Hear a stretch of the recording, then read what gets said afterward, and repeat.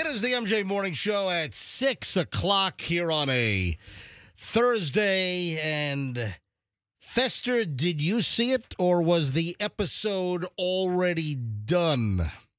I mean, we precede you by quite a bit because Fester's actually walking into the studio just as the opening theme music ends with the and then here's Fester rushing in. That's right. Well, I want you to know I got to work actually in plenty of time today. Right. So much time. So why can't you be in the studio? Because I'm a JIT employee. Yeah, JIT.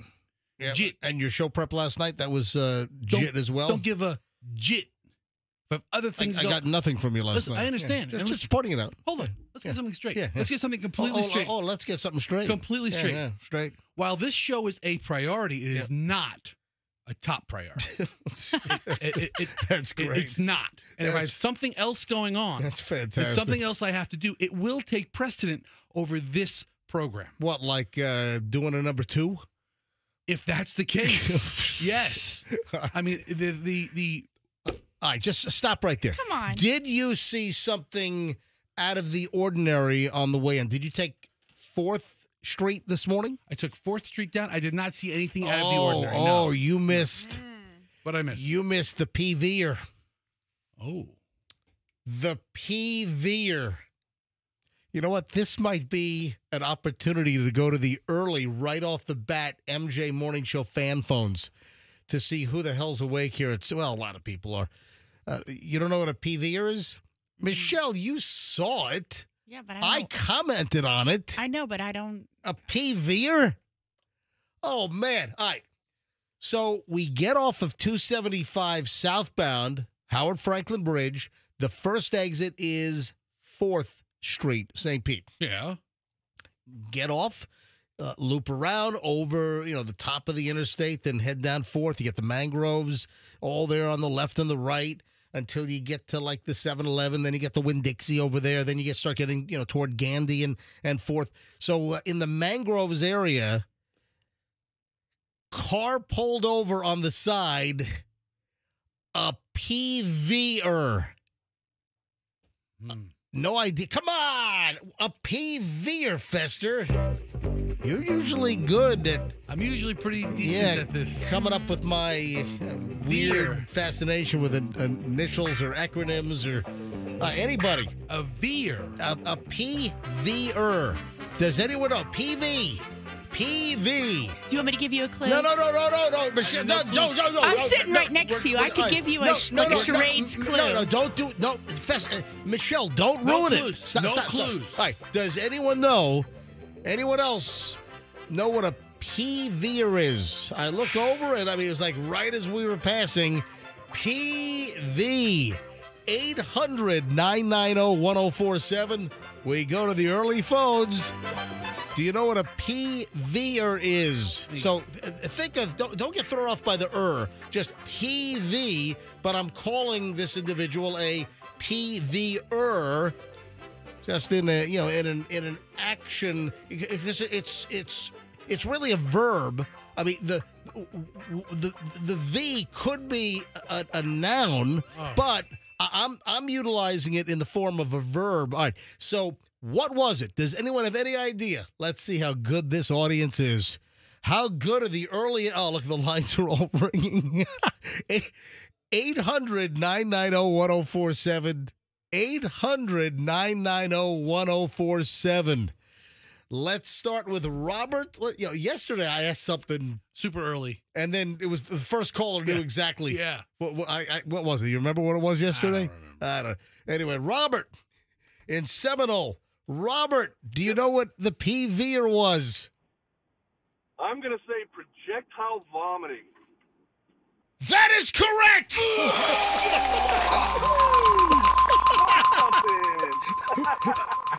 Hold on, what did you say? You got buried in all my sound effects. I said I won something. Well, I got to figure out what the hell to give you. I don't know, maybe a 25. Yeah, I'll come up with something. No, we won't. No, we won't. Anyway. Congratulations, Robert. Robert, so how'd you know what a PVer was? How'd you know that it was a projectile vomiter?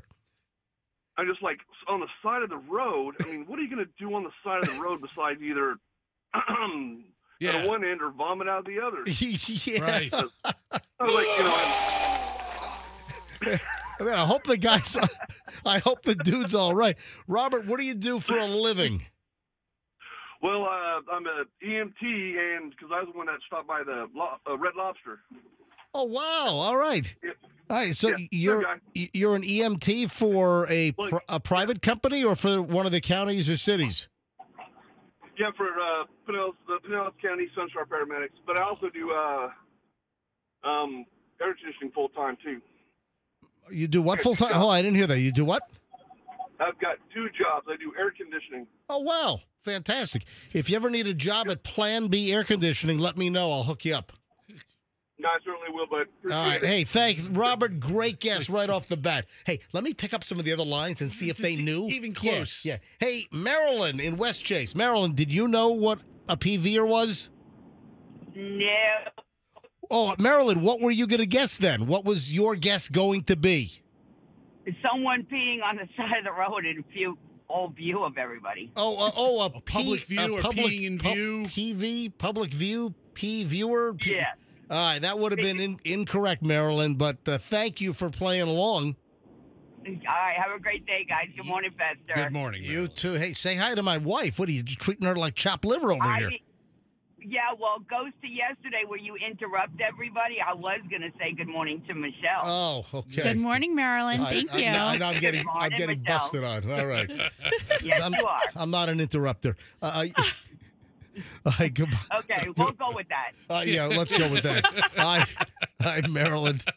Art is in Land O'Lakes. Art, did you know the correct answer? Art Vandelay, are you there? Well, Art, the line's still open. He must have had another call that he clicked over to at 6:08 in the morning. Art's a very busy man. Yeah, it's Art Vandelay from Land O'Lakes. But I hope the guy's okay. So as I'm driving by, I saw that there were lights. No hazards were on. There wasn't the... There were no hazard lights, but he just had the regular, taillights on and headlights on. And right as we're passing, I see that the guy is outside of the car on the passenger side. So he went from the driver's side to the passenger side, and he is just hurling right as I pass. It was like, oh my God, what do you have? Like some bad sausage for breakfast? Or, I mean, I hope he wasn't all liquored up. What if it was chunky? Oh, so, MJ, getting sick at this time of the day could be a bad morning or the end of a really rough night. Oh, and then remind me in a moment when we open up the next segment, remind me to talk about Michelle's little small talk comment this morning as we're walking into the studio. That wasn't very nice of you. Who said I'm nice at 6 a.m.? I mean, honestly. Or 6 p.m. for that matter. Hey, do you remember that bizarre story of those Kansas City Chiefs fans that froze to death in the backyard at someone's house while watching a game? Do you remember that crazy? This goes back to last year. Do you remember this? They froze to death? Oh, dude, this was a crazy, crazy story, and it's been just hanging like an icicle, all right? Hold on. Andrew, did you have a problem with me saying the story's been hanging like an icicle? I mean, it's a little double entendre there. All right, 6:10, I'll explain it all, and then Michelle's little rude little back chat on me just a little while ago as we came to the studio this morning. All right, 6:10 at the MJ Morning Show, just getting rolling. Traffic with Schreider, then we're back in a second with all that crap. Good morning.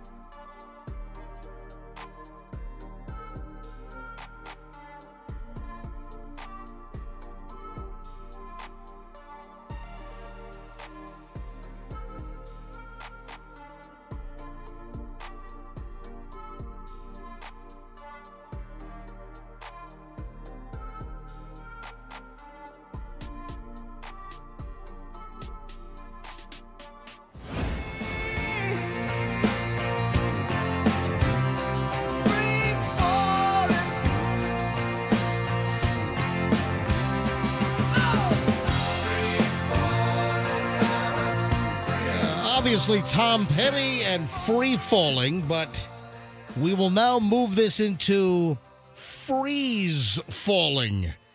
And I just remember that this was a bizarre story. I remember it was over a year ago, and there's an update, because for a while I was like, hey, what's going on here? And then I kind of forgot about it, and then here comes the story out of nowhere again yesterday, and it's about those fans that froze, and it was after a Chiefs game, and are these like the worst friends ever? I mean, just a weird story. MJ, Fester, lovely wife Michelle, MJ Morning Show. Yeah, 2 charged in the Kansas City Chiefs fans' deaths 14 months after their bodies were found. Oh, no. Frozen in the backyard. 2 arrests have been made in connection with the deaths of these 3 fans. How do 3 people freeze to death in someone's backyard? I mean, did they pass out? Were they drunk or high or something? Again, and they stumble outside of the house? I know that was part of the speculation, but 2 have been arrested. 3 Kansas City Chiefs fans were found frozen to death in their friend's yard in Kansas City, Missouri, over a year ago, 14 months ago. Listen to this. Quote, after an investigation of nearly 14 months, 2 suspects are now facing felony charges, including involuntary manslaughter related to the deaths of 3 Chiefs fans in January of 2024. According to the Kansas City, Missouri Police Department, this was at a press conference yesterday.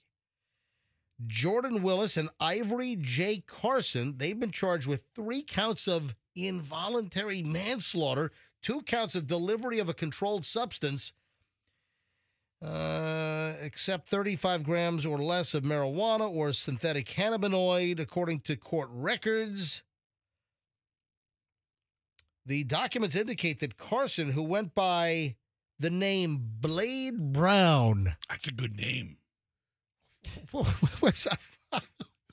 Is this like the Seinfeld episode where they were doing the whole nickname thing, and George wanted to be T-Bone? What this guy say? I'm Blade Brown. I think every drug dealer needs a nickname. Yeah, right? As a persona. Remember, yeah. George wanted to be T-Bone, but then that guy said, "You're Coco. Coco the monkey or Coco the gorilla." Man, Blade Brown. Man, this is just a weird-ass story. So we wondered whether it was alcohol. I remember when we first talked about this. This is, again, well over a year ago, 14 months ago. So I remember at the time we wondered whether this was alcohol-related, whether they were just drunk, they passed out. But it turns out that it's drug-related. Not that alcohol isn't a drug, but, for the sake of the discussion here, it turns out that Carson, Ivory J. Carson, who went by Blade Brown, supplied and sold cocaine to Willis, who was a survivor, and then the other victims. And that Ivory's DNA was found also on a bag of fentanyl. Not fentanyl. It's not like Tylenol. It's not fentanyl. And you'll notice that 95% of the people out there call it fentanyl when it's fentanyl, N-Y-L. Thanks for the grammatical correction. Shut up. You're the one that goes on and on. I'm the one that has to shut up. Yeah. Listen, it looks like it was snowing in a couple of ways. One, up the guy's nose. 100% chance of coke. And 2, in the backyard. It's a good one, Fester. I could just... Yeah, Fester actually finds a bone every once in a while. I could just repeat the pronunciation of fentanyl 5 times. Give me a break. Again. So, Kansas City police detectives never stop working on the case, waiting for all the facts to come in. Reaching this point is a testament to their dedication to delivery of justice for the victims and their loved ones. It's taken a long time, Kansas City police. Willis is the longtime friend of Clayton McGreevy, 37, Ricky Johnson, 38, David Harrington, 36, who were visiting the home in Kansas City back on January 7, 2024 to watch the Chiefs play who did the Chiefs, this is prior to Super Bowl 58. This is 2024. Right. So on January 7th, who did the Chiefs play? So that would have been a playoff game. Last week of the season or the playoff game or something? Were they playing like the Broncos or something? Yeah, I don't know if it was a divisional playoff just yet. So who do you think? The Raiders? No. The Broncos? No. Chargers? Yes. It was the last week. Usually the last week of the season you play a division game. But this is bizarre. 2 days later, two days later, the three men were found dead on Willis's property. Willis could not be reached by phone, did not answer the door in the days afterward, according to family members who searched for the three friends who never returned home. And then they were found frozen. So were they all coked out of their head, or were they all fentanyled up and they just passed out, maybe stopped breathing, and then turned into, popsicles? Think about this. You're going to your buddy's house. You're going to get drunk. You're going to get a little high. You're going to watch a football game. No. What you're saying that like that's a given. That's the given. That's the given. That's their circle. Hey, come on over. Let's get totally ass blast drunk and high and crazy, and we're going to watch the Chiefs. Right. Sounds like a great time. Right. Yeah. I'm going to take an Uber over to your house. So there's no car in the driveway. Right.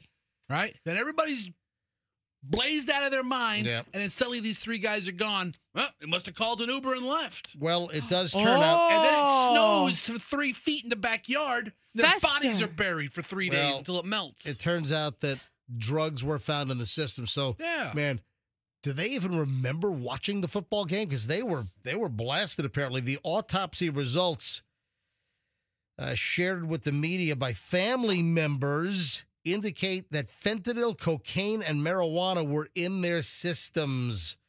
So it looks like they had a little triple play going on, a little trifecta. They were all drugged up. They must have just passed out from the drugs in the backyard, and they just froze to death. Exactly. They weren't conscious. And guess what? If you're unconscious and you're outside and you don't awake and you freeze and your body shuts down before you actually become conscious again, well, that's going to kill you. That's exactly what happened here. I think the timeline is going to be important. Yeah. Right? Like, how did they get outside, and why were they outside for so long? Did they freeze to death, or did they die from the drugs? What happened was the drugs, you just fall asleep. I thought it was just bad nachos. That's what I remember over a year ago. My guess was bad nachos. But you got to ask yourself, why did the Willis, he was the supplier, the what friend. You talking about, Willis? Yeah. Please call me Blade Brown. When did he discover the bodies? Why what you talking about, Willis? Why wasn't he outside with them? Like, I mean, if a couple of guys walk outside to smoke, and they're sitting, I'll be in here, all right, or you're just so high you don't keep track of your buddies. It's a tragedy all the way around, because in reality, these guys were pretty good friends. Yeah. Crazy story, and now you got two of these individuals that are in a crap load of trouble. Yeah, they're in trouble. But, when did he find the bodies? When were they discovered? You ready? Well, it was like 3 days later. They finally found the frozen bodies. By the friend or by law enforcement? I can't remember. Yeah. Well, so I don't know. I'm saying that, that timeline is going to be crucial to, the case. It gets even more bizarre. Willis's attorney, John Picerno, says that charges would be forthcoming in the next couple of weeks. That was recently based on internal conversations with prosecutors. But listen to this. I can say with confidence that my client will not be charged in that regard. And that's the attorney for Willis, as in, what you talking about, Willis? But it was Ivory, the other individual that apparently has been hit with the worst of the charges. Listen to this. When asked who would face criminal charges in the men's deaths, this is a couple of weeks ago, the attorney said the criminal liability could be for a felony murder charge if somebody provided those young men with drugs. Well, guess what? Willis moved out of the Kansas City home and enrolled into a rehabilitation program after his friends' deaths. So, try to get ahead of the action here? Listen to this. A source close to the Willis family told Fox News previously that the 39-year-old PhD holder and research scientist still struggles with the aftermath. What, the guy's a research scientist with a PhD? He killed 3 of his closest friends. And he's involved in the cocaine, fentanyl, and marijuana in the system? It was the weekend. You know, you never know. You never, ever know. All right, let's talk about Michelle's little chatty kind of rudeness to me this morning. So we're walking into the building, right? Coming in the building about 5:30 this morning, and I just said something innocuous to Michelle. I don't even remember what I said. And then guess what Michelle says to me? What? Go ahead and repeat it. I said, save it for the microphone. Save it for the studio, buddy. And it gives me a dissertation about Regis Philbin and Kelly. When before it was Seacrest, Ryan and Kelly Ripa, and before now it's like Kelly Ripa and her husband. Yeah, what is his name? Mark Consuelo. Mark Consuelo. He was like a male stripper here in Tampa years ago, right? Yes. Didn't he do like male reviews at clubs in Tampa? Seriously. He did a show called The Long Dong Display. No, he did very not. Very talented man. No. Very talented. Kelly's a lucky lady. He did not. All right. Listen, Regis Philbin had a mandate. Right. Absolutely no talking off camera.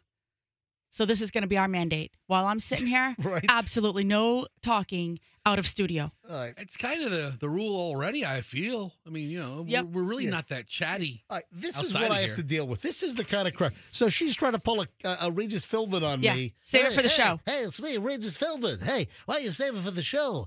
You know, come on. Because you know what? This is the thing, and Fester, maybe you can say it or not. Being with him is like a constant stream of consciousness. So he's telling me, this door opens at 6 a.m. I'm like, why do I care? Why do I care what time this door opens? Move along, buddy. Keep it going. It's like a more entertaining Rain Man. Give up.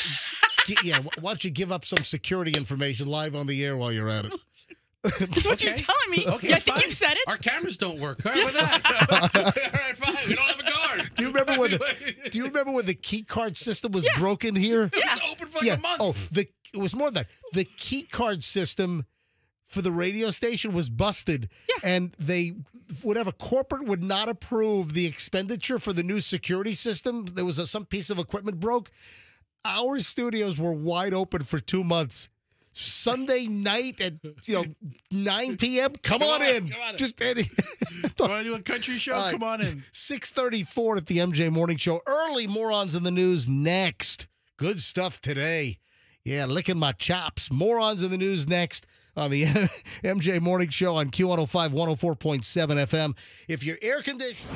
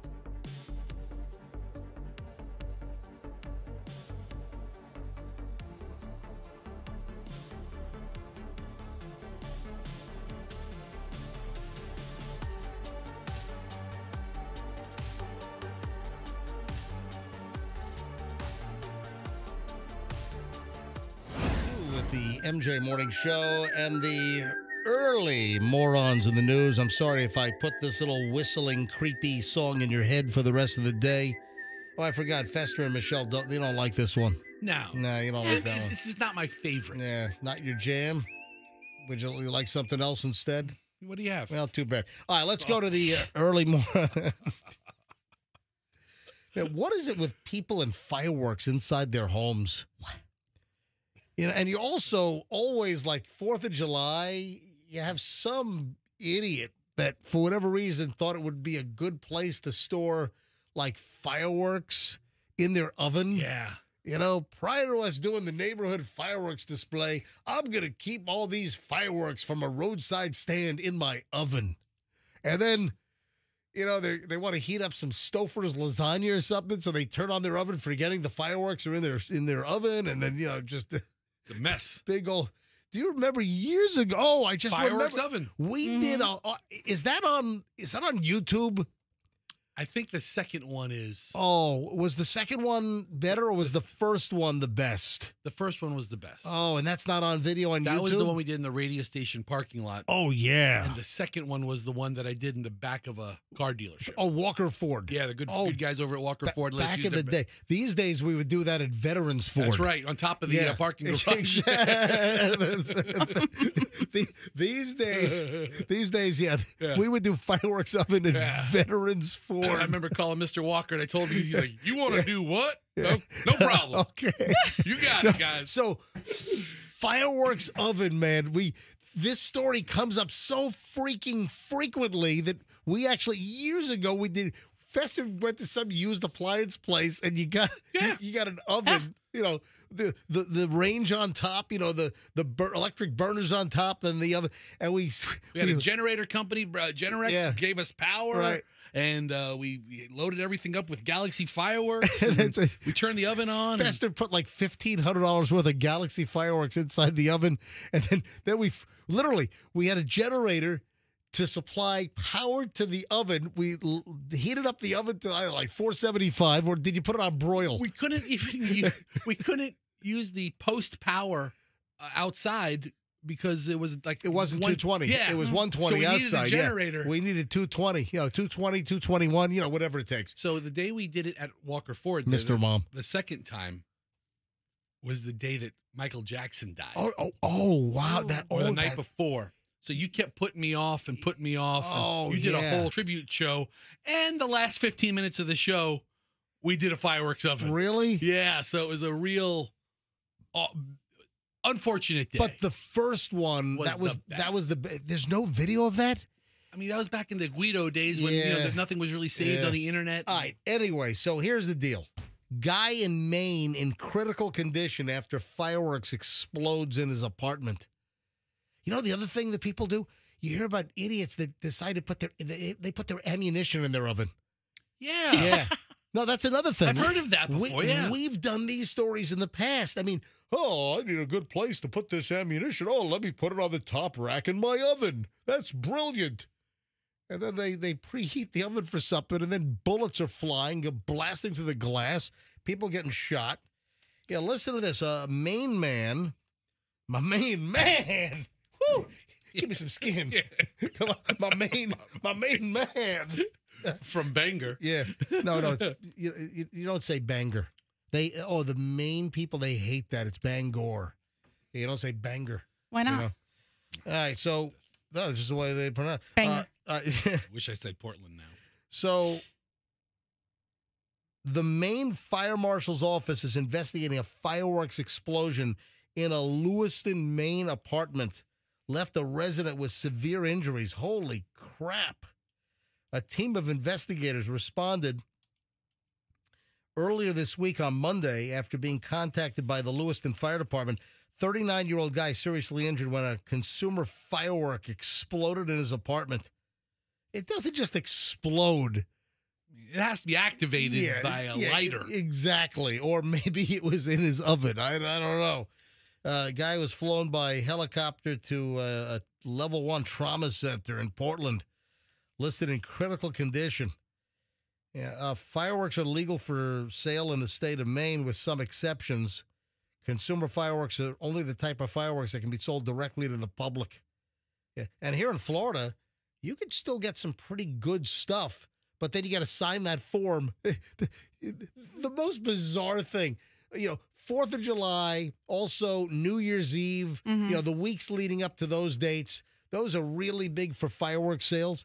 And in Florida, the loophole is that you can get these fireworks, but you got to sign a form that you're a farmer and you want to scare birds away from your crops. Or you're alerting a train. Or you're seriously. Yeah. It's the most bizarre freaking thing. Or that you're signaling a train. And then you can buy the fireworks at all the tents and stores around Florida. Anyway, so, folks, if you've got fireworks in your home, just be careful. And then, once a year, there's like some massive, Chinese fireworks warehouse explosion, like in Huangchang, or, I'm talking about Huang Wang, or, I hope everybody gets out of those okay. And I don't want Wuhan. I don't want any injuries to the Chinese fireworks. Szechuan. Yes. Isn't it a chicken? I think it can be. Okay. Yes, absolutely. All right, moving along here on the MJ Morning Show. Hey, the Broncos have fired a coach. No. He punched a police officer. I don't know. So this is insane. So they fired the outside linebackers coach. It's not the main. Oh, it's not the head coach, Sean Payton. Yeah. No, it's one of the assistant coaches. The outside linebackers coach was Michael Wilhoit, and he was arrested for hitting a police officer. That's not good for your career. No. Yeah, so the Denver head coach, who is still employed because he did not karate chop a law enforcement officer, he's talking about it. He said, after thorough discussions as an organization, I met with Michael Wilhoit and informed him that we've decided to part ways. We recognize the serious nature of the allegations against him and believe that this is the best course of action. I appreciate Michael's contributions to the Broncos, confident that we'll move forward in a positive direction. Yeah, he was arrested back on February 23rd and formally charged with felony assault of a police officer, misdemeanor obstructing an officer by law enforcement. Oh, also criminal mischief. Yeah, according to the Denver Post, he got into an argument with an officer at Denver International Airport after they told Will Hoyt not to leave his vehicle unattended in the departures lane. The red zone is for immediate unloading and loading. There's no parking in the red zone. It's no joke. The white zone is for, what was the white zone for? No, you have the white zone confused with the red zone. Yes. Hey, Betty, let's talk about the abortion. No, that's from the movie. I know it is. That's when we just don't need to repeat those things. That's when the announcers were going back and forth. Like 3 months ago, I put the movie Airplane on for my daughter, thinking I wanted to introduce her to, some old school comedy. Airplane is. Did she like it? Well, it quickly became really inappropriate, even for her. It just felt inappropriate as the two PA announcers are talking about. Dude, it's in the first couple of seconds. The first minute of the movie. The first couple of scenes when he leaves his car. Hold on. But wait. So how far did you get in Airplane with your 13-year-old daughter? Airplanes, I think, from the summer of 1980. I was 14 years old. We got halfway through it. We got to the old lady talking. You get to the jive scene? The old lady talking jive. Did she like it? Lay it down, smack him, yak him. Whatever it was. Some of the things, she's so aware to not laugh at things that... Andrew, I didn't do the T. Yeah. I just went, she. I didn't do the T. All right? I just went, she. We get it. We all heard you. But did Hadley like it? She kind of liked it because the things that were funny then, I don't want to say aren't funny now, but they're just received differently by younger people. Right. And she's like, I can't laugh at this. She can't laugh at, racial humor. She can't laugh at, abortion humor. That's not, she's like, I'm not laughing at this. She says, there's nothing funny about that, Dad. That guy has mental issues. But this brings up This brings up something interesting is, the parking police or the parking monitors, even at Tampa International Airport, they're pretty strict, man. They get you moving along here and, they're coming down the escalator. Oh, no, they got to be at the curb. Nope. You got to circle. Keep circling. So the parking guys at Tampa International, they can get, pretty intense moving the traffic along. You know what bothers me, though? When there's no one there. Zero cars, and they're like, keep on moving. I'm like, there's no one here. But that's the point. They want no one to be there. They want you to pull up, load, and get out. No, it looked like the aftermath of The Walking Dead after the virus. It happens sometimes. And there's nothing going. Nobody there. They like that. They like that. Yeah, okay. But did you read the facts of this case? Well, I have them, but you're the lawyer. Go ahead. Yes. Well, apparently he belly bumped the officer. Yeah, so you can't do that. You can't, even if you disagree with the officer, you can't touch him. Yeah, right. So he's apparently leaving his vehicle unattended in the departures lane, and he got into the officer's face, punched the officer in the face, and I don't have the belly bump portion. So you've got what does it say about the belly bump? He approached the officer. Yep. Well, first of all, the officer told him he couldn't leave his car there. Yep. And he told the officer to shut something up. Shut the front door. Yes. And so then then he approached the officer. Do you know who I am? I am the outside linebackers coach for the Denver Broncos. He bumped his chest into the officer, causing the officer to step back. Yep. And then he shoved the officer shoved Will Hoyt. Will Hoyt. And then Will Hoyt punched the officer. Yeah, punched the guy. Causing him to fall to the ground. Oh, and then the officer was able to tase him. So the officer got his taser off, and he was still able, would he just miss, or did he just pull the taser barbs out, and then he drove off? But they had his license plate number. So anyway, that's how you get fired from an NFL coaching job. They must think it's all true. Wow. All right, 6:54 at the MJ Morning Show. Some imbecile paid $87,000 for a snack food. Not the whole bag, just one of the items. One. What kind of an imbecile would pay $87,000 for a very well-known snack item? Not even the whole bag. We'll tell you next on the MJ Morning Show on Q105, 104.7 FM Tampa Bay. Don't move. 7 o'clock hour starts next.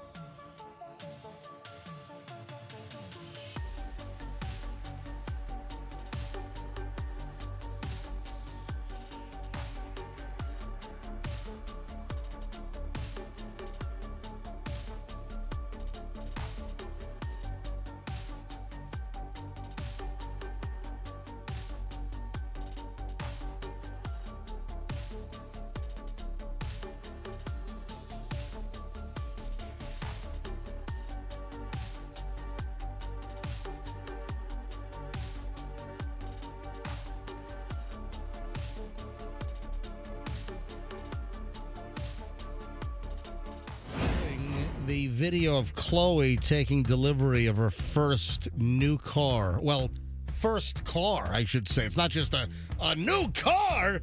No, it's more than that. It's Chloe's first car ever.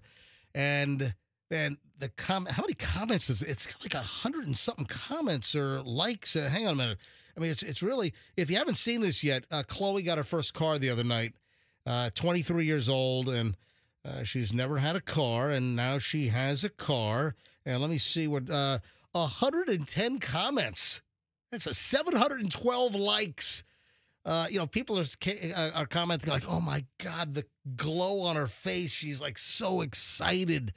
If you haven't seen this yet, you can see the video. It's on my Instagram at Certified MJ Radio.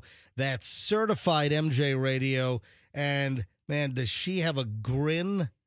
Michelle, I don't know if I've seen Chloe smile like this. Oh, she was just, her smiles. I didn't really watch you recording it, but when I watched it on Instagram, you could just see her. I was like, oh, she's just so, I think she just didn't even know what to think. Like processing, is this really happening? Am I really in a car? It's like the pinch me moment. Is this really happening? I have my own car. Mm-hmm.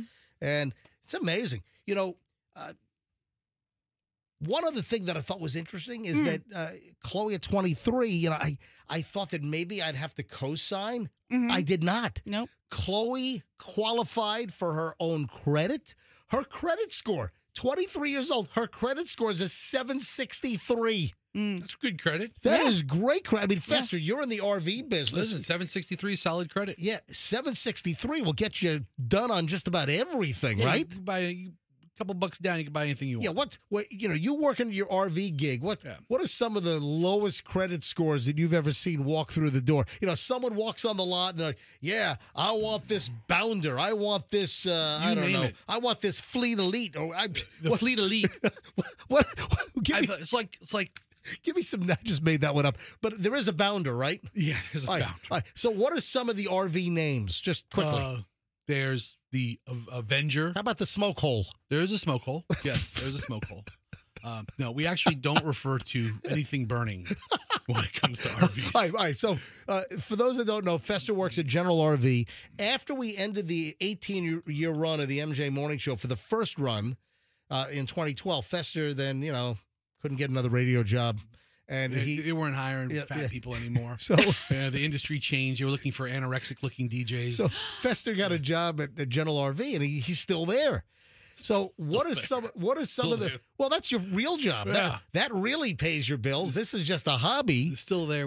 Every job's a week-to-week job that I have. So Fester's life is just day to day, week to week. All right. So what's like an example of some of the worst credit scores that you've seen? Somebody walks on the lot. They're like, oh man, I love this. It's a $225,000 motorhome, right? And then and then you run their credit. Well, if you have a credit that starts with a 5, I mean, a credit score goes all the way down to 300. 300 is like nothing. But if you have like a 550, that's a real, and that's it for anything. For me, if you're financing an appliance or you're financing a mattress, 550 is not good. You're trying to get a Home Depot card. You know, 550, 575 not good. Is poor credit. Poor credit.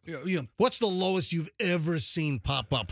I met a guy with a 480. Oh my God, really? Yep. He's like, well, I want you to know I won't be putting any money down on this. I'm like, all right, that's fine. He goes, I said, how's your credit? Well, that's an issue too. Okay. Oh, or sometimes they say, oh, credit's good. Not going to be a problem. Then it comes back at a 480. I paid all my bills for the last month and a half. So Chloe's credit came back at a 763. And you can see here on this credit chart I have pulled in front of you, that qualifies the very good range. Yeah. A lot of times, if you look at the fine print on like the TV commercials for like qualification for lease or purchase deals with certain finance rates, look at the real small print, the font at the bottom of the screen on like car commercials, and a lot of times it says a credit score of 740 or higher. Or I'll say WAP on it, not to offend the Italians. WAP? W-A-P, with approved credit. WAP. Yeah. WAP, not a WAP. What's wrong with you? All right. So congratulations, Chloe. If you want to see the video of Chloe just beaming with her new car taking delivery the other night of her Mazda SUV, it's on my Instagram, Certified MJ Radio. That's Certified MJ Radio. I'm really surprised you didn't mention the part afterwards where we went and celebrated. That's really more up your alley. You were so fatigued with all of this, car buying business that we kept it consistent. And after buying a Japanese vehicle that was made in Japan, we then went for Japanese food. Yeah. So, Fester, this is the first time that we've ever been to the Grove.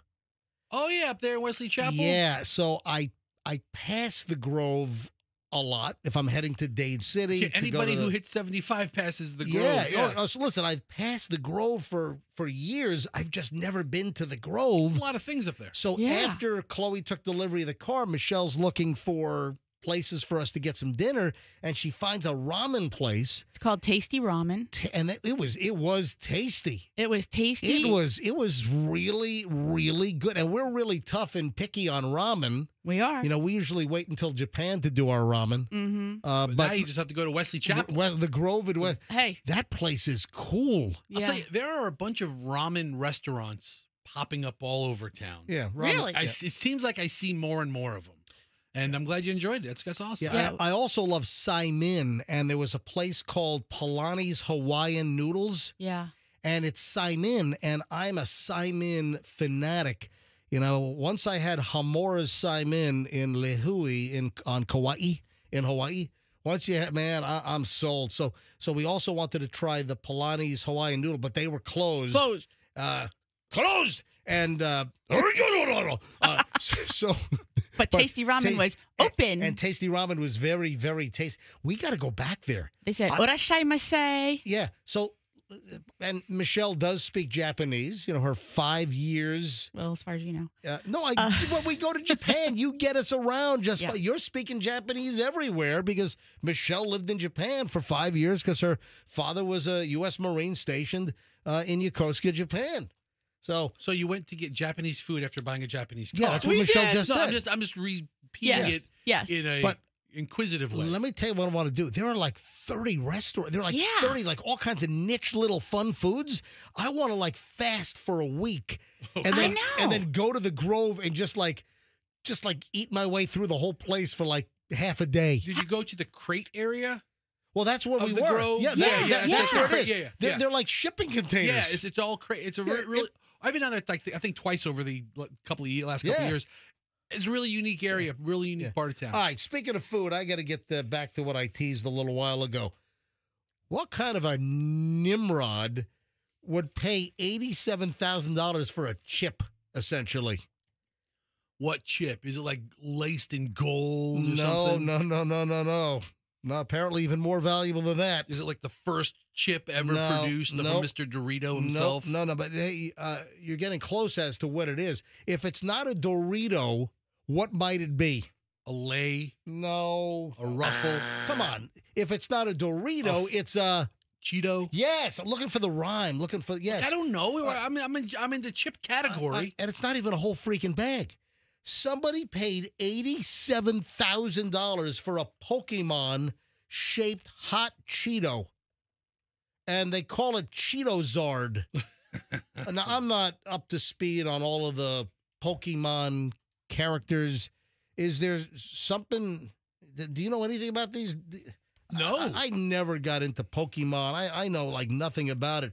But there was a Cheetos... well, Cheeto's not a chip. What do you call it? It's like a doodle, a cheese. It's a puff. It's a less airy doodle. Thank you. Well, it's a puff. Cheese puffs are puffs. Cheese doodles are crunchier. The air is taken. It's like a condensed puff. I never eat Cheetos. They're so disgusting. Oh my God, I can't get enough. Hold on. You think Cheetos are disgusting? Yeah. Do you like the regular, like, fatter, puffier cheese doodle, or you don't like that whole genre? I eat nothing in that lane, buddy. When have you seen me buy something from there? I eat almost exclusively in that lane. You know what? When it comes to snack foods, you'll only do like Sun Chips, potato chips, and that's it. You don't touch my pretzels. When I order those amazing Amish pretzels from the Amish up in Pennsylvania, and I get my 10-pound box of broken pieces, you don't touch those things. I'm very particular about what goes in my mouth. And puffs are not it. You won't put a Cheeto in it, huh? So this is the Cheeto, MJ. And if you look, this is the Pokemon kind of dragon fire tail character it's supposed to look like. Hang on. What? Oh. See, that's the character. Okay. What is the name of the character? So let me see the... And then it looks like he's flying. There's his head. And then there's the wings, and there's the foot, and then there's the long tail. They're calling it Cheeto-Zard. Because it's Charizard. Okay. Charizard.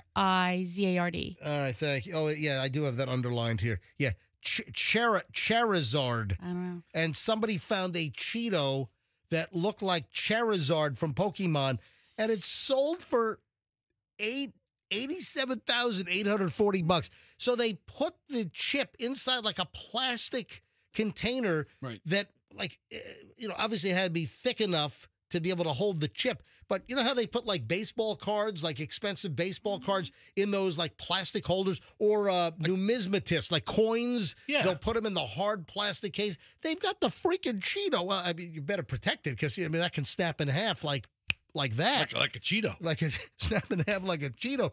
But who the hell would pay $87,840? It was auctioned off by Golden Auctions, and it was sold at 2 a.m. Eastern time on Sunday. This was an online deal, and somebody paid $87,000 for a freaking Cheeto? I will say, I've eaten a lot of Cheetos. This is a very impressive Cheeto. It's a very impressive. I agree. Yeah. But that's not $87,000 worth. What kind of a Pokemon freak face bought this damn thing? A big fan. That is insane. This is obviously somebody that has money out the wazoo, and they don't care. They're probably lighting money on fire on their barbecue grill out back. You couldn't pay me $87,000 to put that in my mouth. Oh, I don't know. Somebody bring in the cash. There were 60 bids. There were 60 bids on this stupid chip. Yeah. All right, so the actual winning bid was $72,000, but with the buyer's premium, dealer fees and stuff like that, the profit margin for the auction house, it went for $87,840. And nobody knows who the buyer is. No one knows who the buyer is just yet. Is it like some 24-year-old who bought some crypto or something? You know who it is? It's a dumbass. Bill Gates. It's Bill Gates. Yes. It's just a dumbass. That is just ridiculous. All right.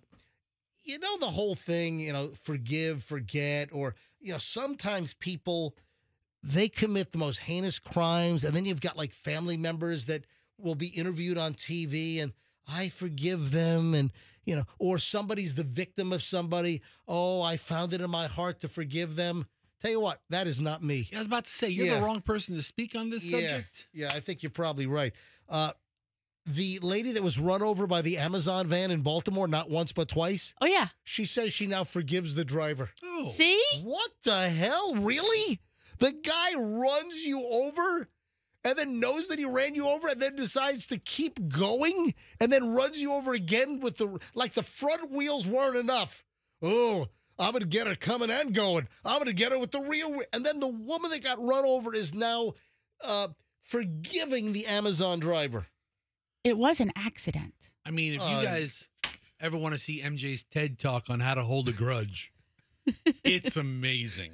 You think? I mean, some of these TED Talks change lives. Yeah, it's my TED Talk on holding a grudge is 4.5 hours long. Riveting. And yet you accuse me of being a bigger grudge holder than you. No, so I don't know. you are a bigger grudge holder than me. That is a fact. That's because his other TED Talk is about gaslighting.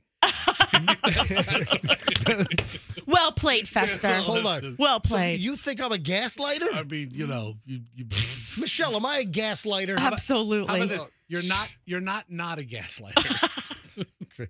So here are the details on this. The Amazon van that ran over the pedestrian not once but twice forgives the panicked driver. But a lawsuit is still likely. Right. You know what? I'm not angry at the driver anymore. I'll forgive you, but pay me. Mm-hmm. Does this go to court or does this settle? Does Amazon... Well, somebody brought up a point when we were talking about it originally. A lot of these drivers are some vendor company. So Amazon has nothing to do with it other than being the name on the side of the truck. Yeah, so Amazon, I guess if they think that they're in trouble, Amazon will settle a case. We're going to give you a lifetime of free Prime. The woman that's been run over, and the video is shocking. I mean, the video is horrific. You see the Amazon truck. This is at not even a busy intersection. This is like more of a residential, more of an urban setting, but a residential area in Baltimore. She might lose this case.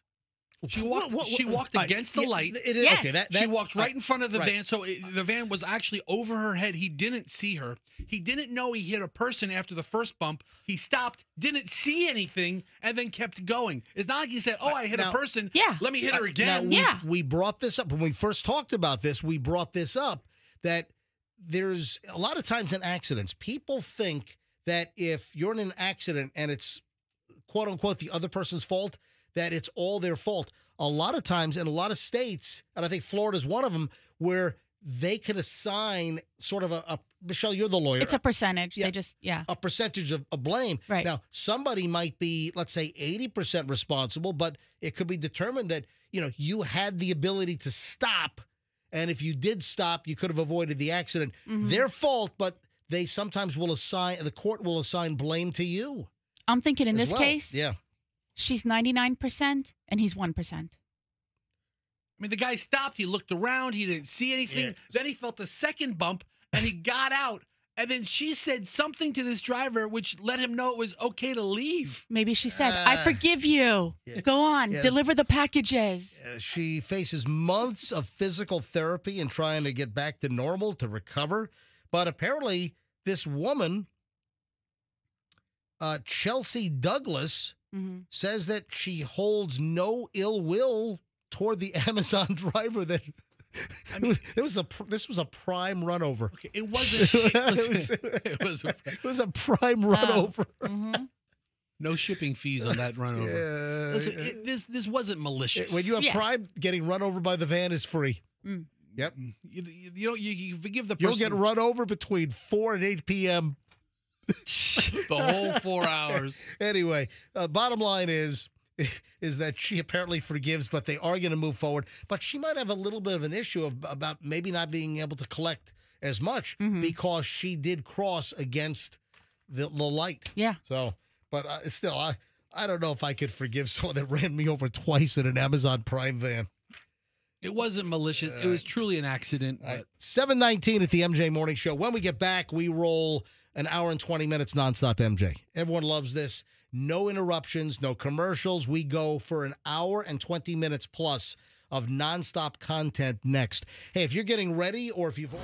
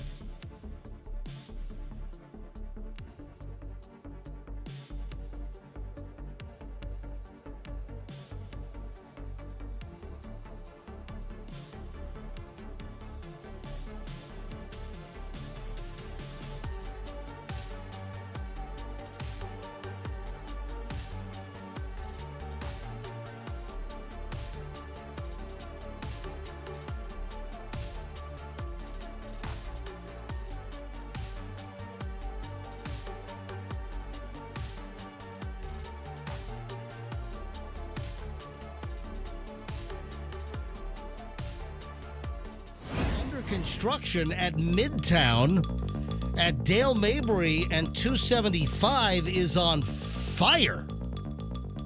We need some eyewitnesses. If you're on 275, if you're on Dale Mabry, if you're anywhere in the vicinity, let's go. Call us. We need some eyewitnesses. What do you know? Fester was just on the phone during the commercial break with the public information officer from Tampa Fire and Rescue. Do we know where the hell Fester is? Hey, Andrew, can you yell for Fester? Tell him to get his butt in here. We got breaking news, and he was trying to get hold of the fire folks. So this is the under construction Tico building. It's an office tower, and it's the big building under construction right at Dale Mabry and 275 in the Midtown complex. All right, if you're passing by now, we saw some video on Fester. Where the hell did you go? Dude, we got breaking news on this thing. Yeah, I was trying to figure out more information, trying to make some calls, but What, in the bathroom? Didn't get any. All right. So if you're nearby, are the flames, are you just seeing black smoke? Is the black smoke out? What are you seeing? If you're on 275 or you're near Dale Mabry, also Himes, Cypress? The Tico building is closer to the Himes side. Yeah, of, it's the back end of Midtown. So this is an 18-story tower. So if you can give us an eyeball on it right now, are you seeing flames, black smoke? What is the current status of the under construction Tico building on fire? 800-990-1047. 800-990-1047. What are you seeing right now? Andrew, hold on. Andrew is getting some information. Andrew, our producer, what are you hearing on this fire? From the streaming video I'm seeing from WFLA Channel 8. Right. I am not seeing any smoke. There are firefighters on top of the building with a hose, and they are spraying it down, but I don't see any smoke anymore. All right.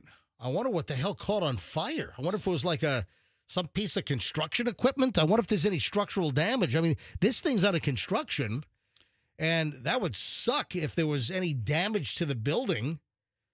You know, hopefully it was just contained to some area and there's no like structural integrity issue, or hopefully there's no permanent damage to the building. But some of the video that we saw from about 15 minutes ago, some of the video, there was just flames and billowing. I mean, thick black smoke. Yeah, so Tampa Fire put on their Twitter about a half an hour ago. All right, hang on. Chuck's on 275. Chuck, you're on the MJ Morning Show on Q105. Hi. Good morning, MJ. How are you? Yeah, 275 northbound. Just came over the big hump on Howard Franklin. Had a great view of the building. Did not see any smoke. Okay. I'm coming up on Memorial Highway now and still don't see anything coming off of it.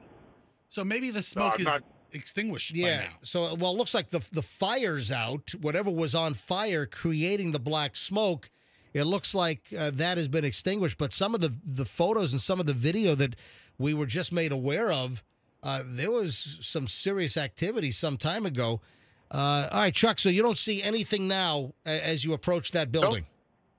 Nope. No, sir. Normal skyline view every morning come this way, and no black smoke, no haze, no nothing. So it looks like Tampa Fire Rescue is on top of things as always. Yeah, they're on top of an 18-story building putting a fire out. That's what they're on top of. All right. Chuck. All right, MJ, you have a good day, sir. Thank you, Chuck. I appreciate you calling in. 800-990-1047. If anyone saw it while it was really ablaze. Oh, Debbie sent the video to Fester. Hang on a minute. Debbie in Tampa. Hi, Debbie. You're on the MJ Morning Show. Hi, guys. How you doing? All right. So what did you see and what time did you record your video that you sent to Fester? Yeah, my friend, everybody's starting to come to work now at the restaurant. And so what restaurant is that? I don't know what restaurant. Jay's. I just want to say Jay's because I'm not supposed to say their name on the air. They don't advertise. Oh, the J restaurant right across the street from the. You mean like J. Alexander? She can't say that. You're not supposed to say that on the air. Wait a second. Hold on. Why are you not supposed to say J. Alexander on the air? I was told a couple of years ago, if you ever call in to MJ, don't say the name of the restaurant because we don't advertise. That's okay. Hold on. Who doesn't want J. Alexander has been a great restaurant for years. You know, they changed names for a little bit, and then they went. Yeah, they went to Redlands Grill. Yeah, and then they went back to J. Alexander. But wait a minute. Who doesn't want a mention of free advertising on a good restaurant? I don't know. It's a great restaurant. I've been here almost 23 years now. Yeah. I'm a cook in the back. Oh, wow. Well, listen, Debbie, great to hear from you. And listen, I have a very high opinion of J. Alexander. Right. I know. I think your wife likes our Thai sauce and our broccoli or something. Hey, Michelle was there for lunch recently. Michelle met a friend for lunch there recently. Yeah, I do. And she's exactly right. I love their, is it like the Thai chicken salad? Oh, hold on, Debbie. How the hell do you know that? Because you mentioned one day that you were looking for cucumbers for her, and you were across the street. I think it was at the Whole Foods. Whole Foods. Oh yeah. And that right. and that she likes the Dunkin' Donut coffee, so you had to pick her up some coffee. Yeah. And then she was in the mood for some broccoli and Thai. Or gotcha. something. All right, so Debbie, let's get back to the fire. So you just sidetracked me with it. They don't want to be mentioned. They don't want. All right. So Debbie, tell me about the fire. What did you see at the Tico building? What did you actually see? All right. So it was smoke. I didn't see a lot of black smoke. I saw a lot of white smoke. So black smoke is when it's burning, and then white smoke is typically when the fire's out. Yeah, okay. So maybe that. I never saw any flames, and I passed by it at 5 minutes to 6. All right. And all I saw was just the smoke. All right, it must Never have been saw flames. some piece of construction equipment because this is a building that's there's still a lot of concrete. There's a lot of it. Yeah. Are they starting to put glass on the exterior? The glass is all done on the outside. In fact, I thought it was supposed to open up this month, but they might have moved it to next month. I'm not sure. Oh, man, it's that far along? Wow. Oh, yeah. All right. Definitely. All definitely. Right. Debbie, thank you for calling in. I appreciate it. All right. Well, tell Michelle to ask for Debbie. I work lunches, and I'll send her some carrot cake. And you work in the back? You work in the kitchen, you said, Debbie, correct? Yeah, I do all the baking. Everything's baked fresh over here. Oh, wow. All the Oh, no, don't tell us that. You're not allowed to advertise. No. You can't. Don't tell us Jay Alexander bakes everything fresh. Don't tell us that. No. How dare you? All right, you hold on, Debbie. Debbie said great things about Jay Alexander, but she's going to get fired for saying great things about it. One of the best lunch Because spots in town. they don't want to advertise. No. Keep it as quiet as possible. Well, The food is really, really good at Jay Alexander. Shh, don't tell anybody. You shouldn't tell anybody. It's word of mouth. It's hard to get in there as it is. Yeah, it's a pretty long way. Thank you, Debbie. All right, Debbie. All right, guys. You have a great day. Goodbye. Funny. Man, I hope she doesn't get fired for saying great things about she legitimately remembered a conversation from years ago. If you ever get on MJ, don't mention the rate. We don't advertise. All right. Breaking news on whatever the hell happened at Midtown, and that's the Tico building. They're going to occupy a bunch of the floors. I don't know what else is going to be in there. That's why they're raising rates. Exactly. They're a big building. Yeah, they're raising up an 18-story building, and they're raising up my rates as well. Yeah. All right. So I teased the face wreck.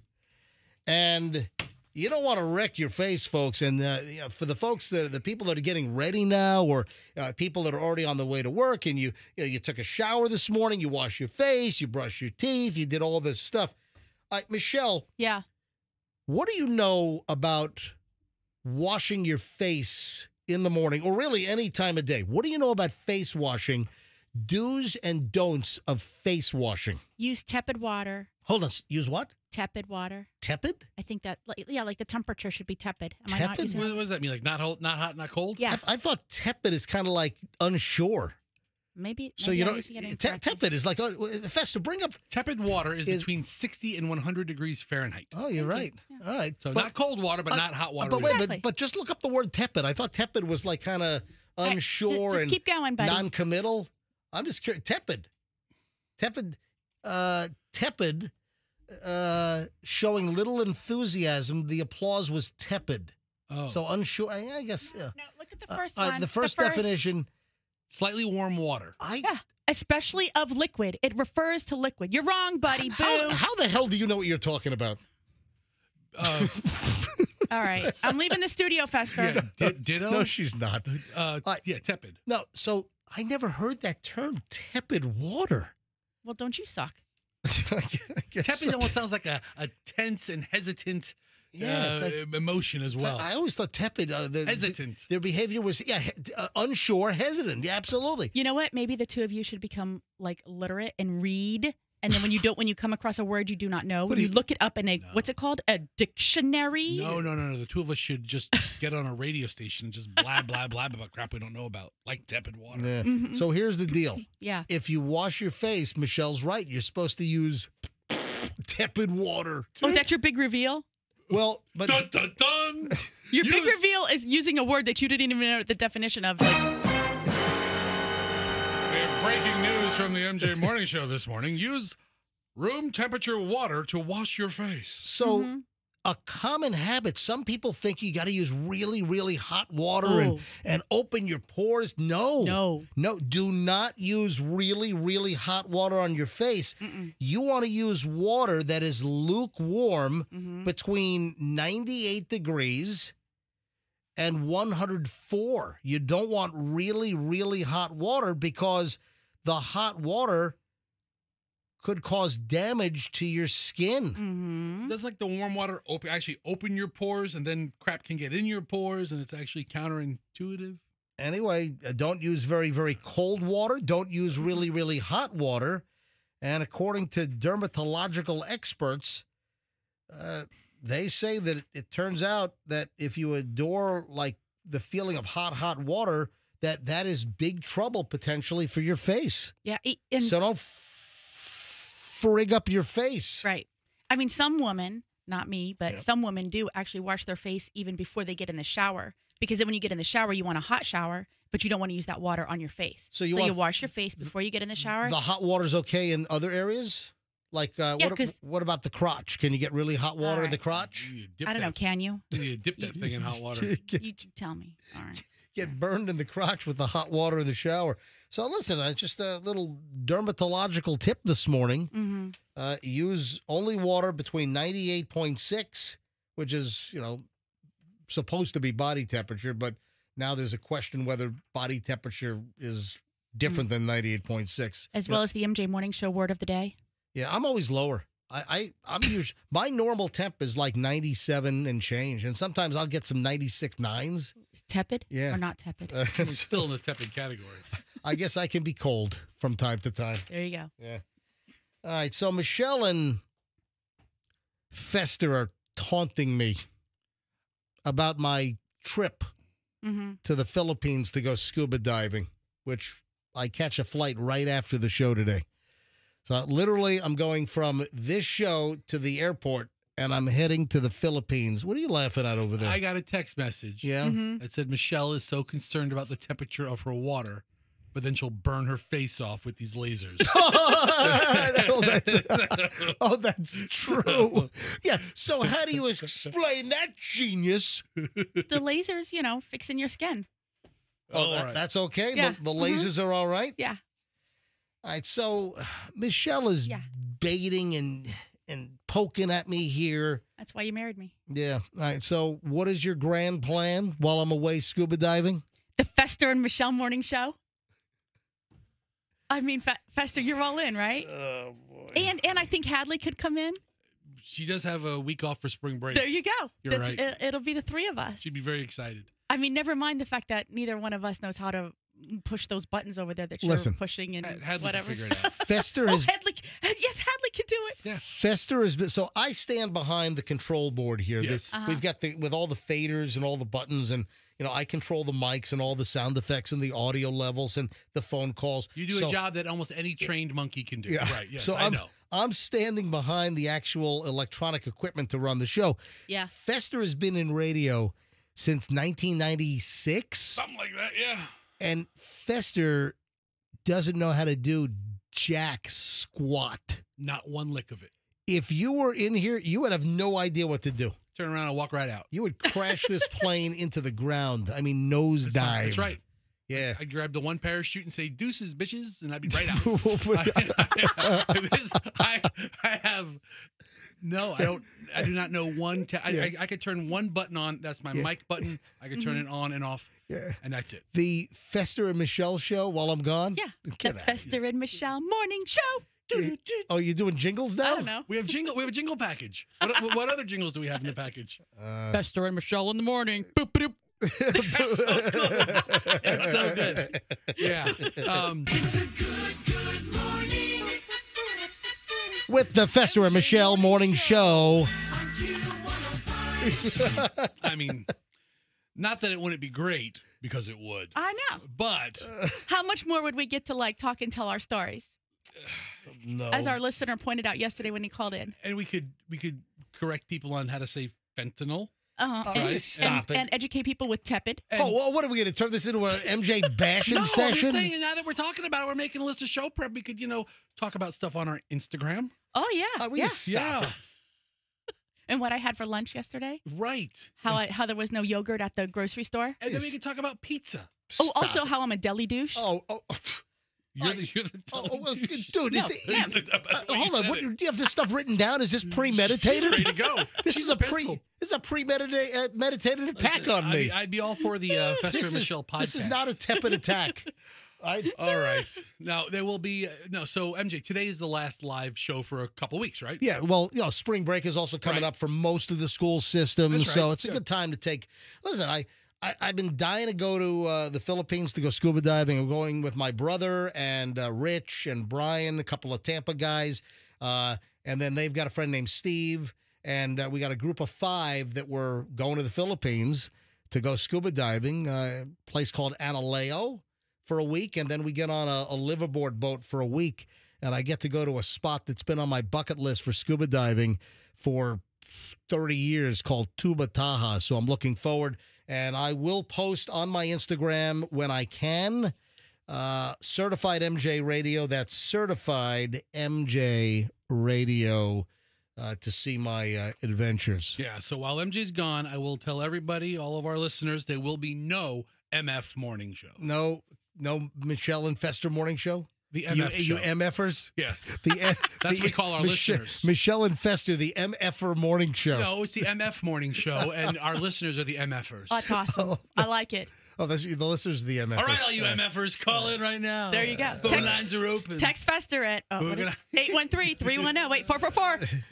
What's Fester's private cell number again? 813-310-8444. Yeah, you can text me on vacation. Yeah. I'll tell you to leave me alone, but yeah, I mean, it's fine. Yeah, there you go. Hey, pajamas might be killing your sex life. Dude, so's the TV. Why do you think pajamas might be killing your sex life? Michelle, would you like to weigh in on this? Because you do like it when I come to bed naked. Hey, think about that. MJ naked in bed. That's like the third segment on the MF morning show. So people that wear like long johns or like flannel pajamas, apparently it gets in the way of intimacy. And the chances of intimacy are reduced drastically if you're in like a heavy pajama. Duh. You know, I was, but you know, you could kind of get frisky and then take your pajamas off. But the deal is, apparently, research shows don't even put the pajamas on. So first of all, Michelle, have you ever seen me ever in the 30 plus years that you've known me? We've known each other since 1987. All right, so we have known each other for, what is that, 38 years? Yeah. We've known each other for, that is unfreaking believable. I've known Michelle for 38 years. Have you ever seen me in pajamas? No. Never. I Never. mean, not once. Have I ever owned a pair of pajamas? Yes. What? I gave you a pair of pajamas, but you never wear them. Because I don't wear pajamas. Yes. Why the hell would you give me pajamas? Because it came with a cute shirt where it had the pretend tattoo on the sleeve that had I could have my name on it. Remember? I think you still have the shirt, but then we threw away the bottoms. It was just for fun. It was a gag. When? Oh, how long ago was that? Oh, 10 years or more. So it was a gag. Yeah, it was a gag gift. I don't wear pajamas. Yeah. I don't like pajamas. I go to bed with just like underwear on, and that's it. Usually it's just underwear and no bottoms, no top. I like the cool sensation of the high thread count cotton on my body. Okay, so did you say that? Silky and soft and hopefully cool, like I'm on top of a mountain with a cool breeze, like I'm eating a York peppermint patty. It's like you're eating a low-grade candy. Hold on, York peppermint patties are not low-grade candies. Yes, they They're are. not high-grade. They're really not. I like York peppermint patties. They're not the worst, but they're not the best either. What were we going to say, agreed. Michelle? I'm a much bigger Junior Mint guy. Did you say The studies same show? thing. A Junior Mint is the same thing as a Oh my York God! peppermint. Shut your face. Oh, hold on. No, they hold aren't. on. Hold on. So you think? Wait a minute. Wow. You think a York peppermint patty is low grade? Yes. And Yes. Junior Mints are high grade? Yes. Classy people eat Junior Mints. They're the same damn No, thing. they aren't. Hey, wait. You know what? There's a reason why you go to restaurants and they have those little, what are they called? York peppermint patties sitting out front for like a nickel. No, Because they're low grade. no, they're not.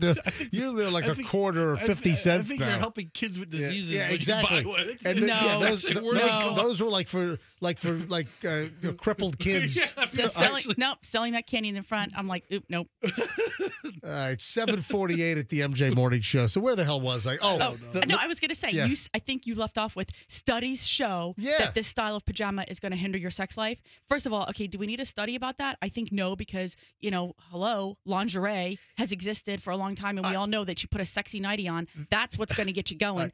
And also, more to the point, wearing some big, frumpy long john suit or flannel onesie, I mean, it's not attractive. Who wants to even, like you said, just get frisky and then take it off. Do you know how long it takes those things, it takes you to take them off? Like, those thick, almost like burlappy, long johns? Yeah. And then who the hell wore that sleeping cap? You ever see some of the old movies? They have like a sleeping cap. What the hell was that all about? Curlers.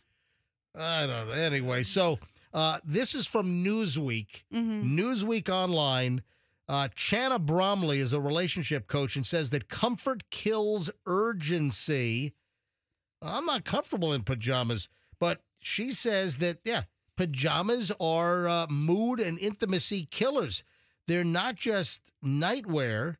No, they're essentially they kill the mood. So don't wear pajamas. Researchers found that also sleeping without clothes on gets you a better night's sleep. And we talked about this recently. Right. We just did a story about this the other day. But that was about just being comfortable while sleeping. Right. That you're much better off to sleep in the nude or with as little as possible. We did that just recently. But now this is like the next step, that if you're wearing pajamas, that the chances of intimacy are torpedoed. So what should you wear after, like, you get home and you've, maybe showered or whatever, you're getting ready for bed? Do you just continue to walk around your house naked? Yeah, I mean, there's a time, MJ, when you would get out of your clothes, but you're not ready for bed yet. Right. But you may have like a pair of drawstring fabric-y pants, or a bigger T-shirt that you wear. Now, this is bizarre. Cotton USA. You've seen the cotton symbol, and it's like USA Cotton, and there's a whole organization for, USA Cotton or Cotton USA. So they did a survey, and they determined that 57% of people who sleep in the buff were happier. 57. So wait a minute. You're in the business of having stuff made out of cotton, and you're trying to tell people don't wear our cotton? Dude, no, it's the sheets. It's big sheet company. Yeah. That's just right. They're trying to peddle that sheet on you. Holy sheet. Yeah, that's right. That's no sheet.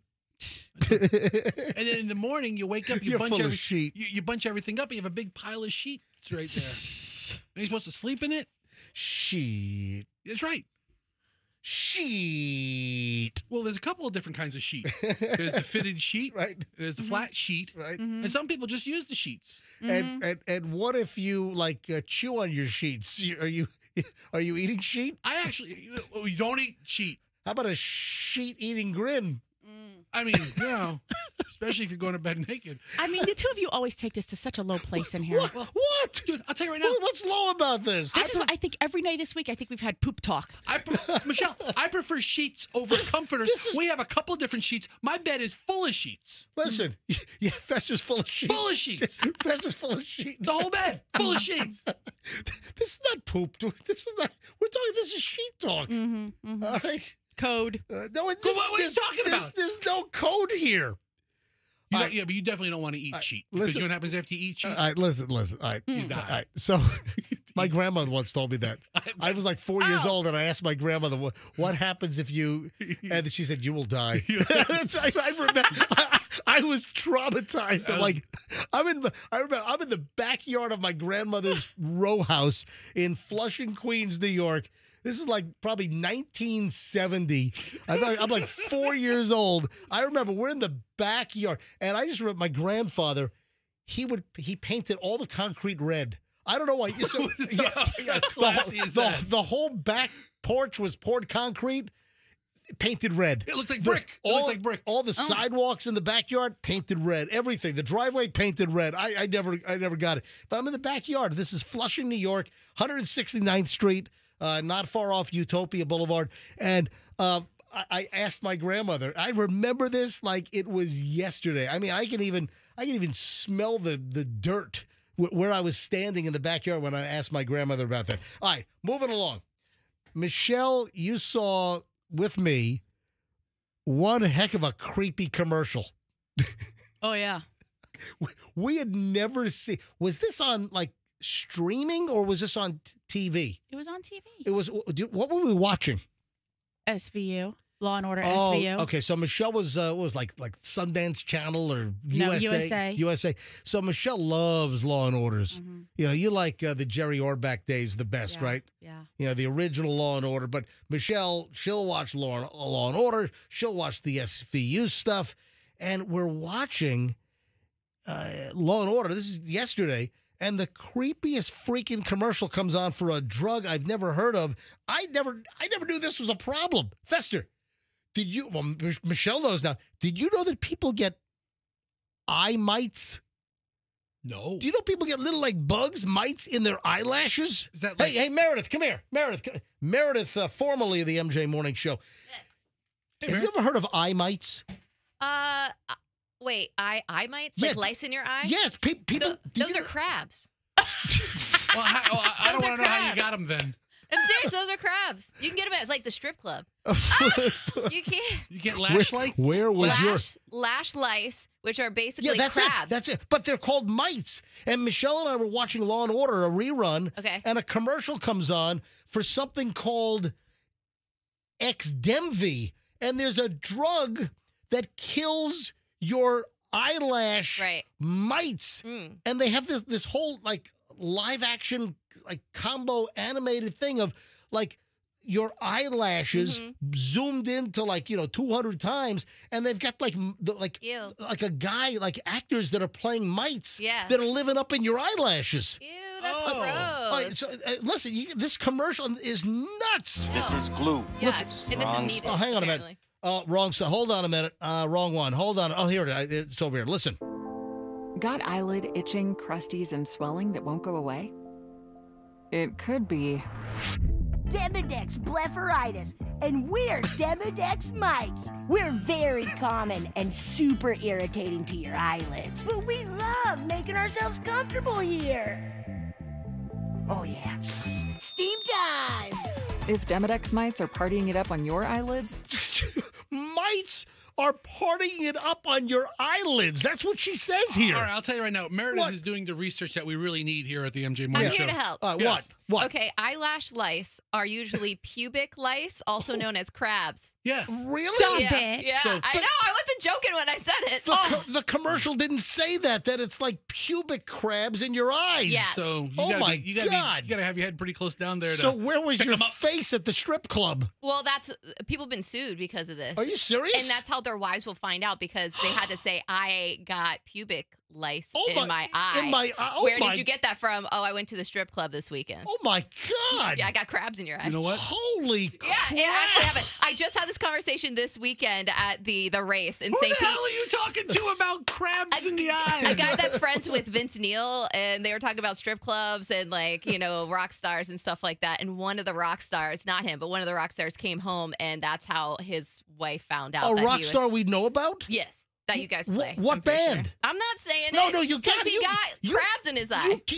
Come on, who was it? It was in a very popular band on this station and the other ones. Give me a hint. Give me hum the song. Hum a song. I don't know. No, come on. It wasn't Joan Jett. Joan Jett got crabs in her eyes? You didn't know that? Come on. Let's start that rumor. Yeah, come on. I'm not going to say it. I don't want to be sued. Hold on. Andrew's now saying it's not the same as crabs. It is. It's right here. Google AI just said yes.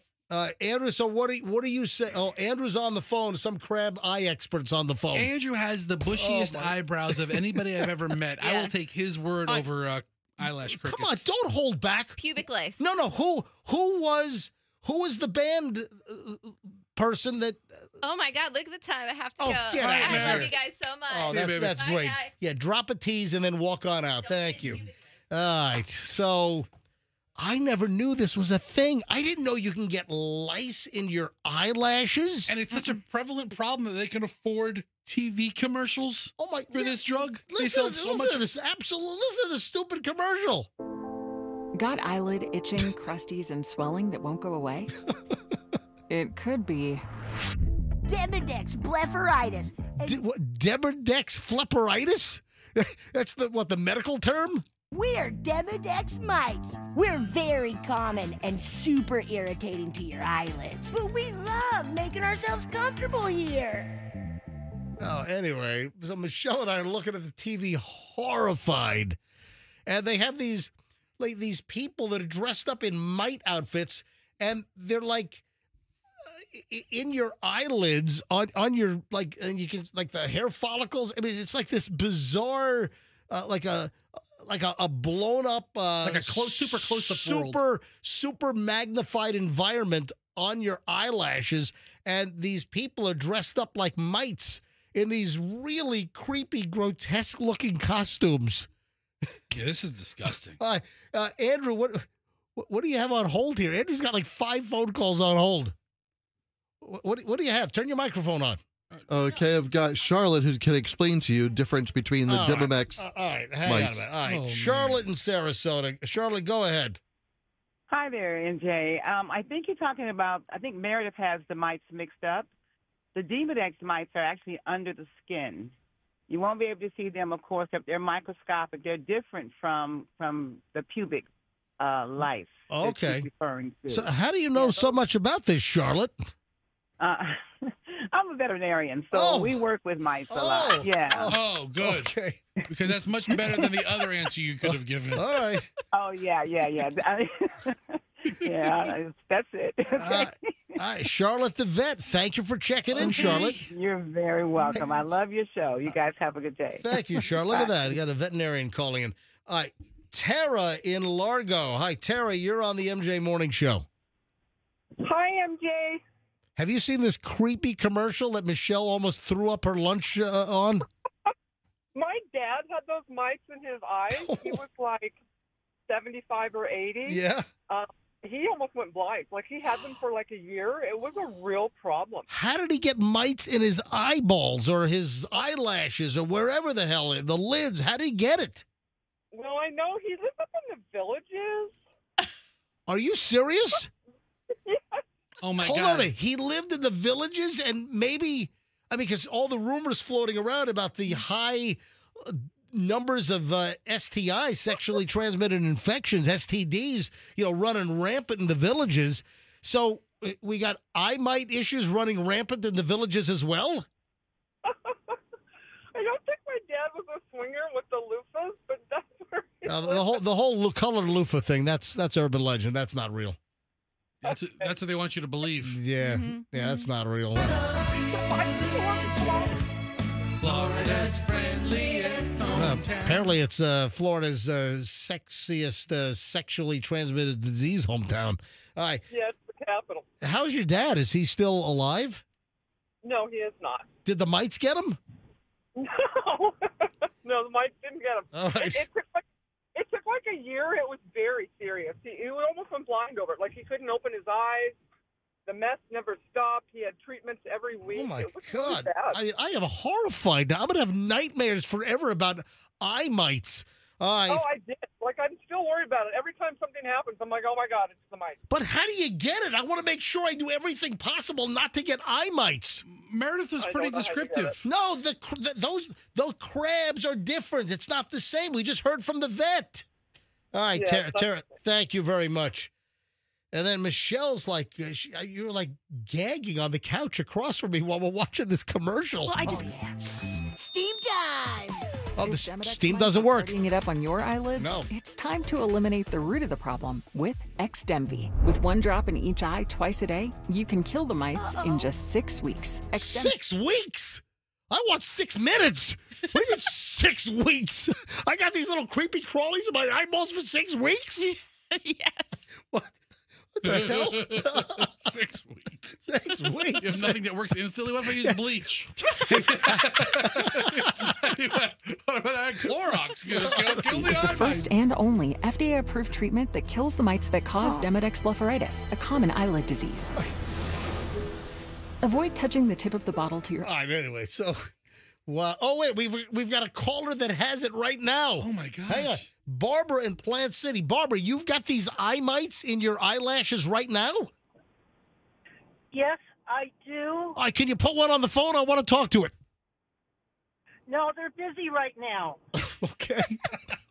Hello, it's me. It's eye mite. All right, Hello. Barbara, how did you contract? It's breakfast time for them. All right. Yeah. Oh, no. That's- Oh, my God. I love her. Barbara, how did you get eye mites? Do you know? Well, actually, if you do the research, everybody has eye mites.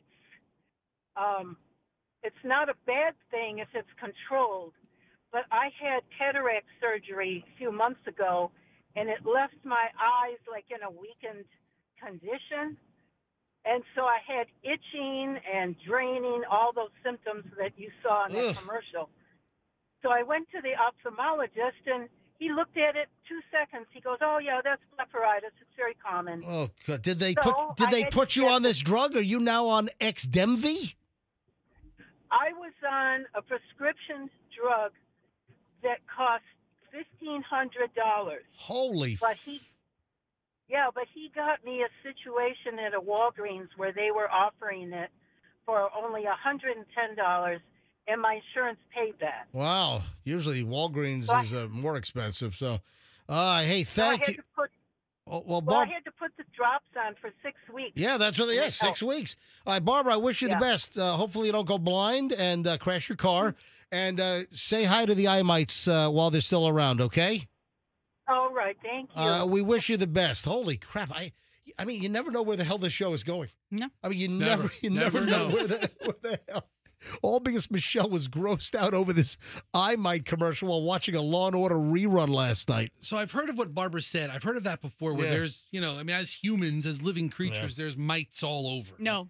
It's the truth, babe. Gross. It's just it's an organism. It's on you. I would like to broach a subject quickly. Michelle, don't waste your money on that. What is that? The brooch. Oh. So we're watching the Academy Awards on Sunday night, earlier this week. And, of course, we don't watch these award shows live. We set up the DVR. We let the award shows record, let it get like an hour and change ahead. So then we can we can TiVo and just get through all the commercials and get through all the junk. I just want to see the awards. I mean, because Michelle and I are both, movie fanatics. And, we got a bunch of the screeners, not for the Oscars. I'm a SAG-AFTRA member, so I get to vote for the SAG-AFTRA awards. And there's a lot of overlap between the SAG-nominated stuff and the Oscars. But Michelle, while we're watching, Michelle points out, there's another one. He's got one too. There's another one. And then Michelle gives me this whole lesson about how this is a massive trend.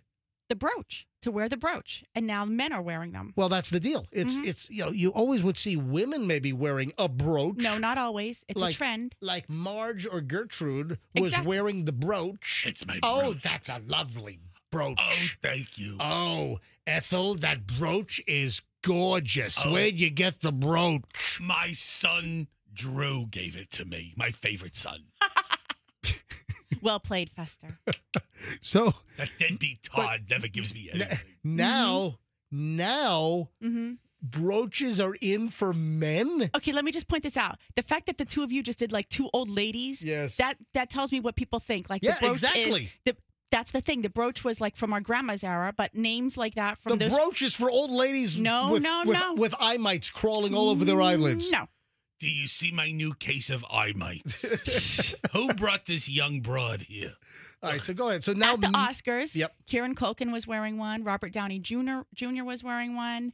Was there a memo that went out? Attention, all guys at the Oscars, make sure you have a man brooch. Guy Pearce was wearing one. Adrian Brody was wearing a really beautiful big one. So I just typed men wearing brooch into... Adrian Brody has a big one. You see that nose on him? You see the schnoz on that guy? He actually has a brooch of his nose. It's enormous. It's like a shield. You know what? That'd be funny. An Adrian Brody nose brooch. Okay. Yeah.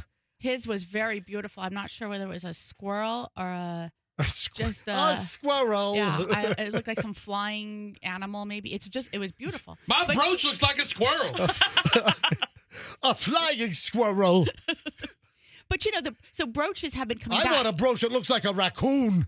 Oh, that's what I want. For ladies, I think it's been almost like 18 months now. That's a thing. I want a tree sloth brooch. Okay. All right, go ahead. My brooch looks like a frog. I'm so glad you're telling me what brooches you want because I'm getting you one for our anniversary.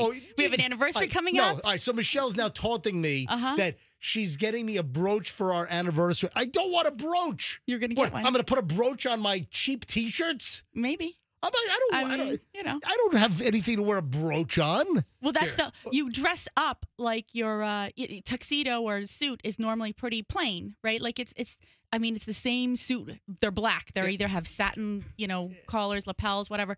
And now you can add something, decorative to it. Fester found a story from last March. Yeah. And it says, "Are you man enough to wear your grandma's brooch?" Are you? Are you? I don't want a brooch. It has nothing to do with that. You know what? My grandmothers all had brooches. Yeah. And you know what? They had giant insect brooches. Yes. They were seriously, my grandma's had like giant beetle brooches. Yeah, bugs were a thing for people. Bug brooches. And they're bad. Oh, I might. Little tiny brooches. Little tiny microscopic I might brooches. Can you see it? It's very small. I can't see it. Let me see your Look closely. Give me your readers. Look closely. Give me your readers. It's Let me see the mite brooches. That's the eye mite. Oh my God, that's gorgeous mites. Thank you. Thank you so It's much. fantastic. Let's play some canasta. That's a good idea. Mahjong. That'd be fantastic.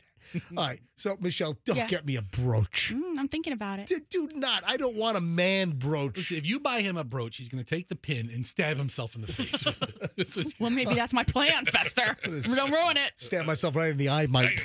That's what I'll do. 8:10 at the MJ Morning Show. You're in the middle of over an hour and 20 minutes of nonstop MJ. Happens every single morning, right around 7:26, 7:25, somewhere in that vicinity. We roll an hour and 20 minutes of nonstop MJ. It's on right now. Again, quick mention, if you want to see one heck of a glowing, excited, happy 23-year-old girl, my lovely daughter Chloe, if you want to see her getting her first car ever, 23. A lot of kids get their first car at 16. First car for Chloe at 23, and Chloe just got a nice Mazda CX-5 SUV and shot video while she took delivery at the dealership, and she is just grinning, I mean, I don't think I've seen a smile on Chloe like this. I don't know when. When was the last time? I really can't recall. I don't think we've ever seen it like this because she's never had anything this exciting really happen. Yeah, this right? is one of the most exciting things. So if you want to see the video and leave a comment, there's like over 100 and something comments right now from people, and they're just like, I think we're knocking on 1,000 likes on the video. If you want to see Chloe, and I even run the Price is Right music underneath of it. This right here. A new car. Yeah, so the video's on my Instagram at Certified MJ Radio.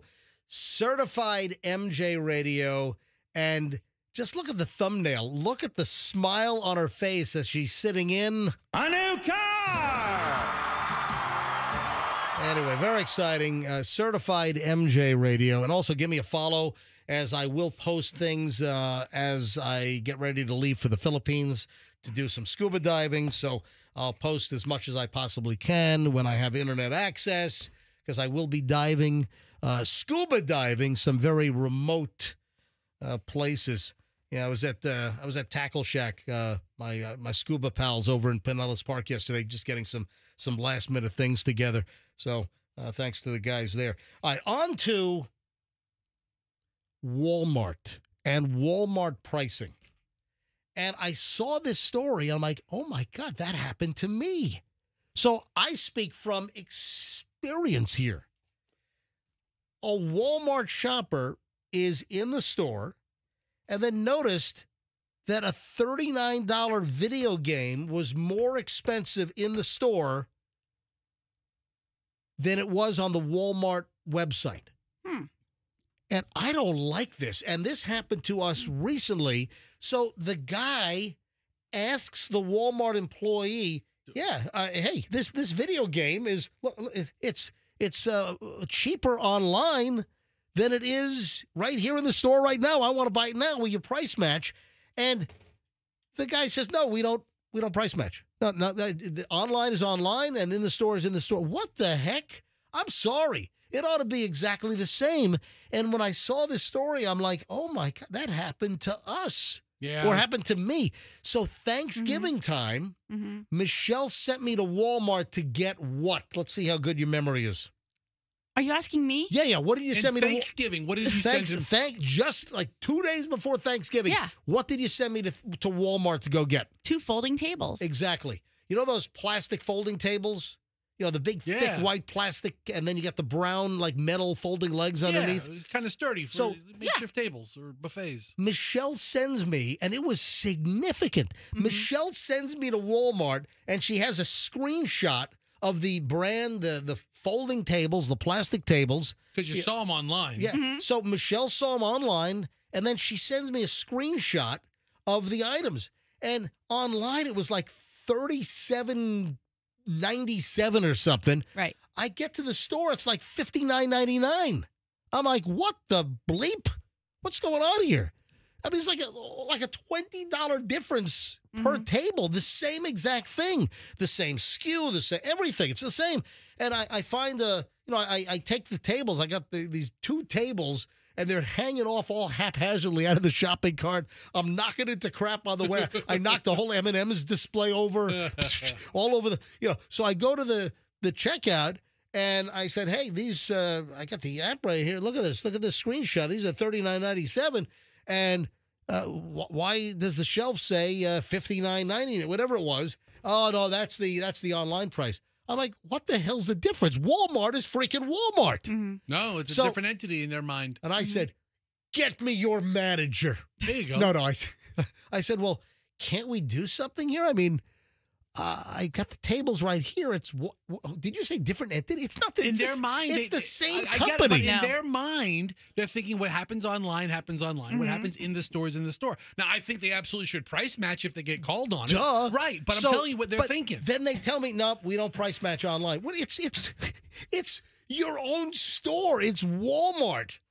So the cashier says, all right, let me get a manager over here. So I wait, and they get people behind me. They're getting all pissed off, right? So they call the manager over, and the manager says, yeah, no, that's online price, but tell you what I'll do. I'll do it this one time. So I kind of got that, okay, I'll do it this one time, but don't you dare ever ask us to do this again. I'm coming back for Christmas, and I'm getting more tables. You sons of bitches. I'll see you in a month. Don't you dare. So they did price match it, but that I'm sorry, that sucks. Same store. I mean, just have the same price. In fact, and Walmart, do they get you for shipping? If you order online, it's free shipping. No, hold on, Hold on. Or you could pick it up at the store. So the same damn tables that I just picked off the shelf, if they would have picked them off the shelf for me for a store pickup, that's when they would have been $20 cheaper. Yeah. Instead of me getting the tables myself, they would have to have an employee grab the tables, put them into the pickup delivery room, and then bring it out to my car to space number 17 and wheel it out. I'm doing all the work, and it's $20 more. I can't figure out the business, justification. All right, hold on. Phones are blowing up on this. Oh. All right, 800. If you got something to say, 800-990-1047. 800-990-1047. Hey, Andrew, I'm going to take 1 or 2 calls. That's it, because I got to move on. But I just thought this was fascinating, and I saw this item. Walmart shopper notices video game is more expensive in the store, and then he asked for a price match, and the worker said no. Tell you what, you got to bring me along. I'll get it done. Let me grab Brad in Newport Richey. Brad, you're on the MJ Morning Show. Hello. Good morning, everybody. Yes. So Walmart did the same thing to me, and what they made me do was order it there, so they sent an employee out to pick the item and go put it in the locker in the front of the store. What the hell? All right, so I just stood there. I think it might have been a video game, actually. Wow. So I just stood there right at the counter and watched the guy pick it and followed him all the way to the locker. Oh, my God. So in my case, they cut that step out because I could have had it done as well for the 2 folding tables. But they helped you one time. One time. Yeah, I think it's ridiculous. Brad, thanks for checking in. I appreciate it. Yep. Thank you, guys. Have a good morning. Look at the phones. Hey, Andrew, just like one more here. Julie in Lakeland. Julie, you're on the MJ Morning Show. Hi, Julie. Good morning. How is everyone? We're well. Go ahead. Good. So I was in the Lakeland Walmart, and I was about to buy some boots. When I went online, I realized they were $10 cheaper. So I asked the employee, and he said, listen, do me a favor, go online, purchase them, and then get them shipped to the store. Walk around about 15 minutes. You're going to get an alert that they're ready for pickup. So it's exactly what I did. It was awesome. Look at that. It's insane that it operates like that. Yeah. I just find that All to right, be y'all just. have a great day. Thank you. I just find that to be a waste of resources and just a waste of time. I don't get it. What is they just try to force you to use the online? The amount of people that catch him in that is probably pretty small. And if you're in the store, you're going to buy it and pay the premium anyway. Yeah. Where if you're online and you're doing that, there might be some logic for just blowing out inventory online. Guess which weight loss drug just got a major price cut? Tapeworms. No. Wait. Tapeworms work. If you think that this massive, highly successful weight loss drug is the one that just cut prices, well, you would be wrong. It is not. Was it Mounjaro? No, it was not Mounjaro. You know, the drugs in this GLP-1 semaglutide category. Is it Wegovy? It is. It's Wegovy. They changed the name. Yeah. Wegovy.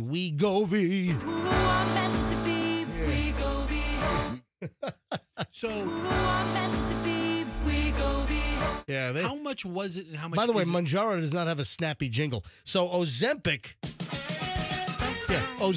they've got a snappy jingle. Yes. And hey, Andrew, there's a better Wegovy jingle than that one. Yeah. So Ozempic's got a jingle, as you know.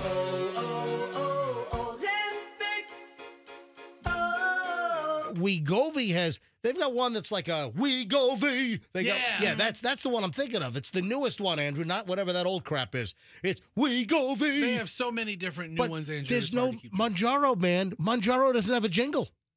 Mounjaro needs a jingle. But here's the deal. Wegovy, they're slashing. It's like Crazy Eddie. We're slashing prices on weight loss GLP-1s. Don't pay $2,000. It's now $4.99. So Wegovy has just slashed the price to $4.99 a month. And there's also easy home delivery if you're a cash-paying patient. So this is outside of insurance. They've just slashed it. And it's, I guess it's Novo Nordisk is the pharmaceutical company here. So there's a barrage of third-party companies now. I see ads online. My phone knows that I'm fat. Oh yeah. So I get all these Mounjaro ads and these Wegovy ads. So those are the brand names. But then I get off-market ones, like a company called Hims or a company called Fella. There's generic because they're just mixing up the active drugs. So Michelle, you've done some research on this. What's the story like? Different. Fester's right. There are different clinics that you can call. Any like health clinic. I should say any health clinics that are now offering this service, but they're using like the off-label. Because I had a doctor's appointment recently, and I was like, we talked because they prescribed me. One of them. Wegovy. Hold on, you got prescribed one of these weight loss drugs? Well, you clearly didn't take it. Well, get this. I am what they call. I got to build a wall in my body because I'm on the border. I'm borderline diabetic. What? Really? I saw the doctor says. It was A1C. What's your A1C? Like 6 million. Like the doctor's assistant came in, and this was when they read my blood work. This was his answer. He went, "Well, wow, whoa, okay, that's high." So they prescribed me one of these drugs, and I took it to my pharmacist, and our very mediocre insurance here didn't even want to touch it or cover it, right? And then the bill was $1,400, $1,500, and I was like, you know what? I'm good with being fat. But the deal is, if you want to go direct, this manufacturer of Wegovy, which is a brand name semaglutide, they're saying it's now $4.99 a month, and that's slash because wasn't it $1,200 or $1,500 a month, right? All in that many over $1,000 a month range. But I'm concerned with your A1C levels, man. Yeah, I know. You need to dance around in like polyester stretch pants like that lady in the commercial. I have type 2 diabetes, but I manage it well. It's a little pill with a big story to tell. I take one daily Jardians. At each day's Everybody! It's my favorite commercial of all time. You like that one? I wish I was an extra in that commercial. Oh, you should have been. I know, right? I know the dance and everything. So anyway, now I get these ads on my phone for like, $1.99 a month. We'll discreetly. Then they want me to have like a phone consultation with our doctor, and I don't know where in Guatemala. I don't know. You probably wouldn't even need to. You could probably send the information in from your current, the panel that they did, send it to this HIMSS or whatever, and they'll probably prescribe it for you. But my doctor said, she goes, all these places you see online, they're actually regulated and certified, and they're using the same active compound. Exactly. If I went with them. It's this semaglutide, these GLP-1s, and the chemical's the chemical. Yeah. And there are a lot of reputable places that you can get the generic and not have to pay for the brand name. Very interesting. So Andrew, do me a favor. Radio's best friend, Art Volo, is outside. Can you go bring him in? Oh, yeah. He's going to observe, happens to be in town. So if you can he should be right outside in the lobby. And observe. So, Fester, are you going to get it? I'm worried about your diabetes. I have type 2 diabetes, and I manage it well. No, you don't, because you don't take the little pill. I have type 2 diabetes, but I manage it well. It's a little pill with a big story to tell. I take one stick of these Jardians. Everybody dance! Woo! Yeah. Oh, I think we found the better Wegovy. Yeah, there it is. That's the one. Yeah. That's like that's what they do at the Fat People Pride March.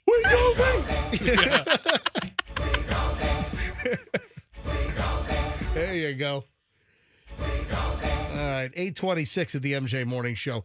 What happens if you glue your brother-in-law's belly button closed with crazy glue? What happens? Hold on. You glue his clothes? I didn't say anything about it. I said I thought I heard the word no. I closed. What happens if you glue your brother-in-law's belly button closed with super glue? Let's find out. Have Drew come over and we'll try it out. What happens? It sounds like a mess. What do you think happens? They have to cut the whole thing out? You have to have like a whole belly button-ectomy? Let me give you a little hint.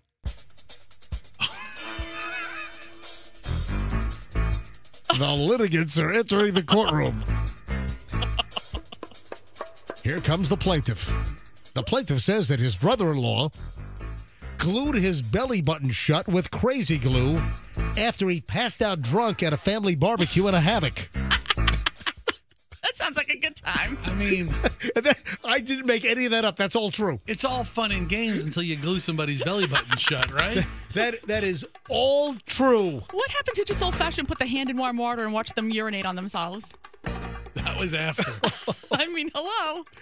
Oh my God! Or the shaving foam to the hand. They tickle their nose and they smack themselves. Andrew, did you get our guest? Do you have our guest? Where's Art? Our guest is still calling me. So, let me walk up there. Our guest is in the house. All right, very good. All right, good. All right, I'm not making this crap up. Man suing his brother-in-law after he filled his belly button with super glue. A man says he's filed a legal claim against his bro-in-law following a prank in which super glue was poured into his belly button while he slept. In a viral post on Reddit, the man writes that his wife and her family are furious after he took his brother-in-law to small claims court, but he feels like he had no choice. A few months ago, we ate at a family barbecue. I had a few too many beers and fell asleep in a hammock with my shirt off.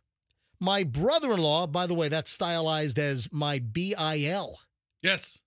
Brother-in-law. Your brother-in-law, the BIL, who was completely sober, thought it would be hilarious to fill my belly button with super glue. At some point, I must have touched it because when I woke up, I had glue partially dried in my belly button and on my finger. We tried to remove it, but it was stuck. Yeah, it's not going anywhere. The glue had adhered to my skin, and when we attempted to peel it off, it caused rippage around my belly button crater. He's right. Well, I guess he has an innie versus... Yeah, because you can't feel... If you have an Audi... If you got an Audi, first of all, you got 5 rings on your... Is it 4 rings? How many rings does the Audi have? All right, so if you have an innie, then it's like a little swimming pool in there. You can... So he must have had an innie, not an Audi, is what I'm thinking. So... Well, most people have innies, right? The man explained that his insurance policy comes with a $1,000 copay for emergency room visits. Oh, that's a crappy insurance policy. Sounds like the one we have here. Sounds like the Beasley insurance policy. All right, so he goes to the ER because he could not remove the glue on his own. So they wanted $1,000. Oh, my God. Well, yeah, $1,000 copay to go to the emergency room to get the glue out of the belly button. And listen, we're talking glue. This is glue. Strong stuff. Yeah. They used a solvent and ointment to remove the glue. Listen to this. How much do you think his total bill to get crazy glue out of his belly button cost by going to the hospital? Going to the ER. How much do you think it was? Did they admit him? No, it's the ER, dude. I know, but the ER admits you. No, he's not admitted. No, they dug it out. This is an ER visit. How much do you think the total bill was for the brother-in-law's antics of putting super glue in his belly button at a family picnic? I don't know, $4,000. Dude, that's way too high. If we were playing... It sounds reasonable for a hospital to have a procedure. If we were playing the Price is Right mountain climber game, that was way too high. Yeah. Oh, man, come on. I don't know. I have no idea how to judge hospital pricing. Still, it's a ridiculous price. I have to say that getting out of the ER for anything less than $5,000, you should consider yourself lucky. Yes. Because I don't know any time that anyone in our family has gone to the ER and we've been able to leave without it being a $5,000 bill. Yeah, I mean, I never pay them. Well, Chloe was there. She had a very... We actually said what it was, didn't we? Did we ever say I think so, yeah. We said it. Well, go ahead and say what Chloe had. I totally forget what it was. It was a ruptured ovarian cyst, I think. So, we talked about this. Yeah. So Chloe had a ruptured ovarian cyst, at 22 years old. But apparently it's very common. Yeah. And Chloe felt like she was like shot in the stomach. I mean, she was like in, and didn't she take the LSAT? The day before. She took, well, it was probably. That was her highest score day too, right? Yeah. She has excruciating abdominal pain. And she took the LSAT the day before, and she's in pain, and she got, I think, the highest score. Okay. Right? So what was the hospital bill for her rupture? It was like $6,000 something. No, it was more than that. I think it was like $8,000. It was like it was. I knew it was more than $5,000. It's crazy. I don't pay the bills. Super glue in a belly button sounds a lot more serious than a very common ruptured ovary. Yeah. It was $2,253. Okay. $2,253. So now the brother-in-law is taking his brother-in-law to small claims court. Yeah. Because he wants to recoup the money because he had to incur the cost of belly button super glue removal. Jokes, games, fun at a barbecue. All right, so that's a lot of money if you don't have the money, but in the grand scheme of the world, it's not a lot of money. Dude, even if you have money and you can pay for this, who wants to pay? I'm with you. Who wants to pay $2,253 for an ER visit that never should have happened because your brother-in-law should not have put crazy glue in your belly button while you fell asleep on a hammock at a family barbecue? He only had to pay the $1,000 because that was his deductible. What I'm saying, but the total bill was okay. Fine, it was $1,000. All right. Yeah. So he's going to small claims court for $1,000. Got it. Yeah. You can't work that out between the two guys. I'll give you $100 a month for the next couple of months. I mean, I don't know. I got to see pictures of this belly button. After trying to resolve it privately, I took him to small claims court. I mean, don't you? Why wouldn't the brother-in-law just rectify? Why wouldn't the guy that put the glue in his belly button just say, "Okay, I'm sorry. No. Here's $1,000 to cover your copay." Okay, you're talking about somebody who was a sober person who then put glue in a drunk person's belly button. You think he's gonna step up and be rational and be like, "Hey, sorry about that belly button thing. Here's $2,500." No, only $1,000. Just cover the copay. You think he was sober also? Who knows? He was. It says in the article. That's the story. Oh. So what sober person does that? The brother, it sounds like he's got mental problems. Exactly. But no, the brother-in-law that put the glue in the belly button of the drunk guy, he was sober. That's one of the most important things in the story here. So when they removed the glue, Uh-huh. did it like pull out this big old lint ball or something? But apparently the wife of the guy with the belly button glue, the wife is not on his side. So it's a whole big problem between the wife and the guy with the belly button glue. I mean, all I can say is I saw you one time get your finger glued to the counter, and I thought you were going to go bananas. Oh, remember that? Yeah. Yeah, glue. This is glue. Strong stuff. All righty. 8:34 at the MJ Morning Show on Q105, 104.7 FM. Guess who just got Officer of the Year? Oh, I saw this. Probably need to give you a better hint. I mean, it's a little vague. All right, here are a couple of hints. This guy just got Officer of the Year in his department. Go ahead, get going with it. Get your sexy on. Go ahead, get going with it. Get your sexy on. Go ahead, get going with it. Get your sexy on. I'm bringing sexy back. Yeah. The motherfucker don't know how to act. All right, Fester, do you have a guess? I do. Who just got Officer of the Year, or do you need another audio clip? Do you need another audio clue? You know, I'll take one. Okay, here's another audio clue. I might need one more. One more.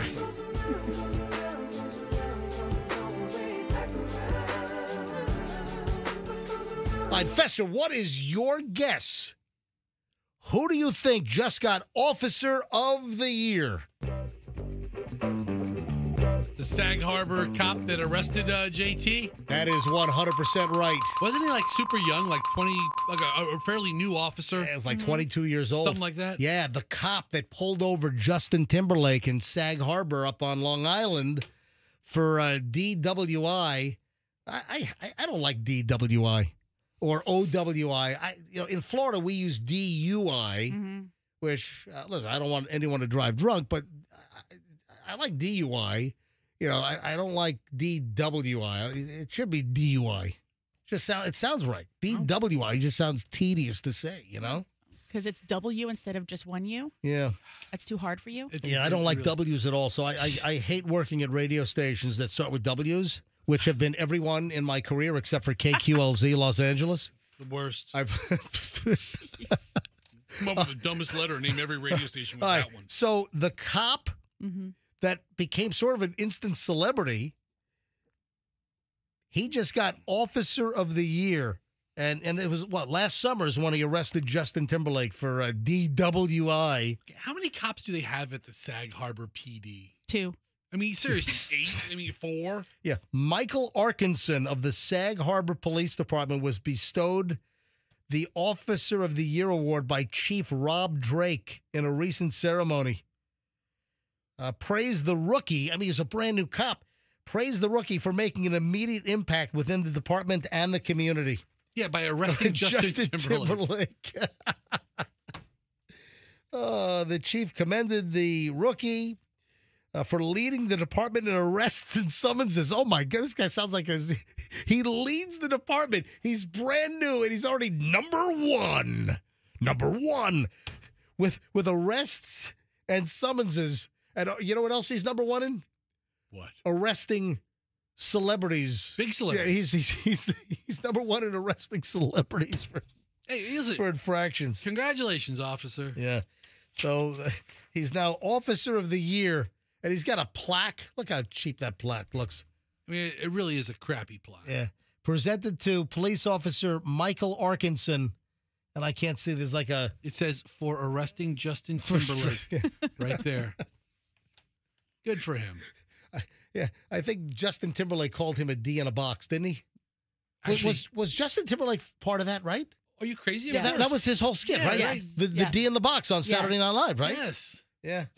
Have you gone back and watched the Saturday Night Live 50 music tribute show that aired on Saturday night? No, I need to do that. It was really great. You know what sucks? So I started watching Saturday Night Live from the beginning because on Peacock, they have all 50 seasons of SNL. Everything's on Peacock. So I'm watching the first 4 seasons or so, and all of the musical acts were included. It's really cool to go back and see these old musical acts from the beginning days of Saturday Night Live.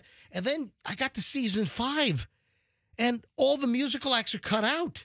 What? Yes, something with the licensing and the streaming, so it just sucks. I want to see, in like season 4, like Blondie was there. So Blondie's doing like One Way or Another. I mean, like 1979, it was killer. Yeah. But then you get to like season 5 and they cut the musical hosts out or the musical acts out. Why? Kind of, pissed me off. Didn't like that a lot. Hey, Fester Dolt. Did you see who's getting the gig? Who's getting my gig when I leave? Yep. Yeah, that the guy. Yeah, I already told you who it was going to be. I forget his name. So, yep, Fester Dolt.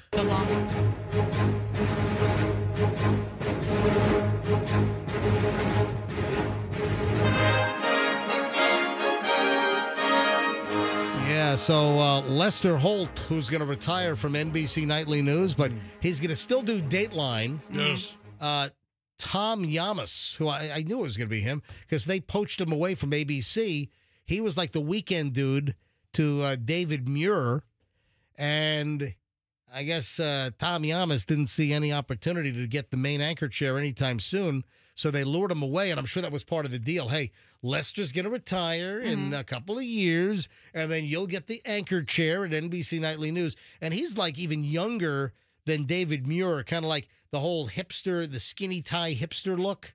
You hate those skinny ties. I don't hate the skinny ties. You don't like them. No, I just like David Muir for it. He wears the same he's like the Blues Brothers. He wears the same tie and same jacket every single night. So now we have David Muir. Those two guys, I don't even know who they're doing. That's Jake and Elwood. And then the llama.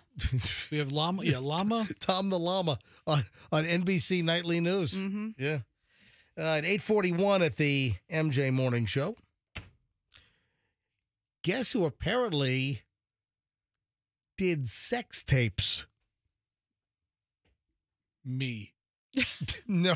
Oh, well then, then whom or who? Or I don't know which one's which. Luigi Mangione. What? Yes, the shooter of the United Healthcare CEO who was ambushed, assassinated on the sidewalks of Midtown Manhattan. Luigi Mangione's sex tape rumors are rampant. And apparently, it's caused people to increase their donations to his legal defense fund because he apparently has a series of sex tapes that he made. But I thought that was one of his complaints was that he could not have sex without being in excruciating pain. Maybe it was prior to his back injury. So listen to this. Luigi Mangione's legal defense fundraising page has a flood of donations, and especially on Tuesday, when apparently some rumor got started that he has a fetish for making sex tapes. So he was extra pissed off after his back surgery. Yeah, the Give Send GoFund said a total to collect $1 million in donations for Mangione was up to $647,585 yesterday. So they're only, about $350,000 away from the goal. But the donation spiked when a rumor started online that he had a fetish for making sex tapes. Why would that spur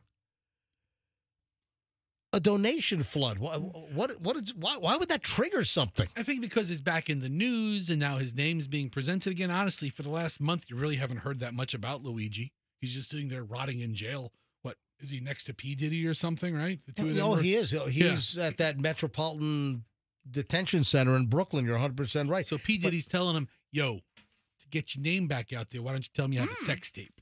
And he's like, yes. Why not? And then P. Diddy offered to make one with him. Oh, and Luigi's like, hey, listen, I just shot a guy. There's no baby oil? I'm not down with that. Or maybe he is. Who knows? I mean, they're supposed to be cinema level quality with really perfect lighting. That's just odd. Mm-hmm. Yeah, it's just a strange story. All right. Ben Affleck. What is Ben Affleck's deal with going back for seconds So Ben Affleck went back for seconds with J-Lo. Right. And, of course, that one's over again. So are they divorced formally? Yes, so that's right. It was finalized. So J-Lo and Ben Affleck are divorced. That was the second go-around. And have you seen the rumors?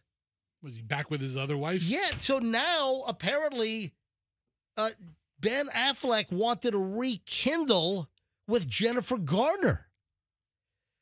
But apparently, Jennifer Garner is not interested in rekindling with Ben Affleck. So the feeling is not mutual here. Well, you know why?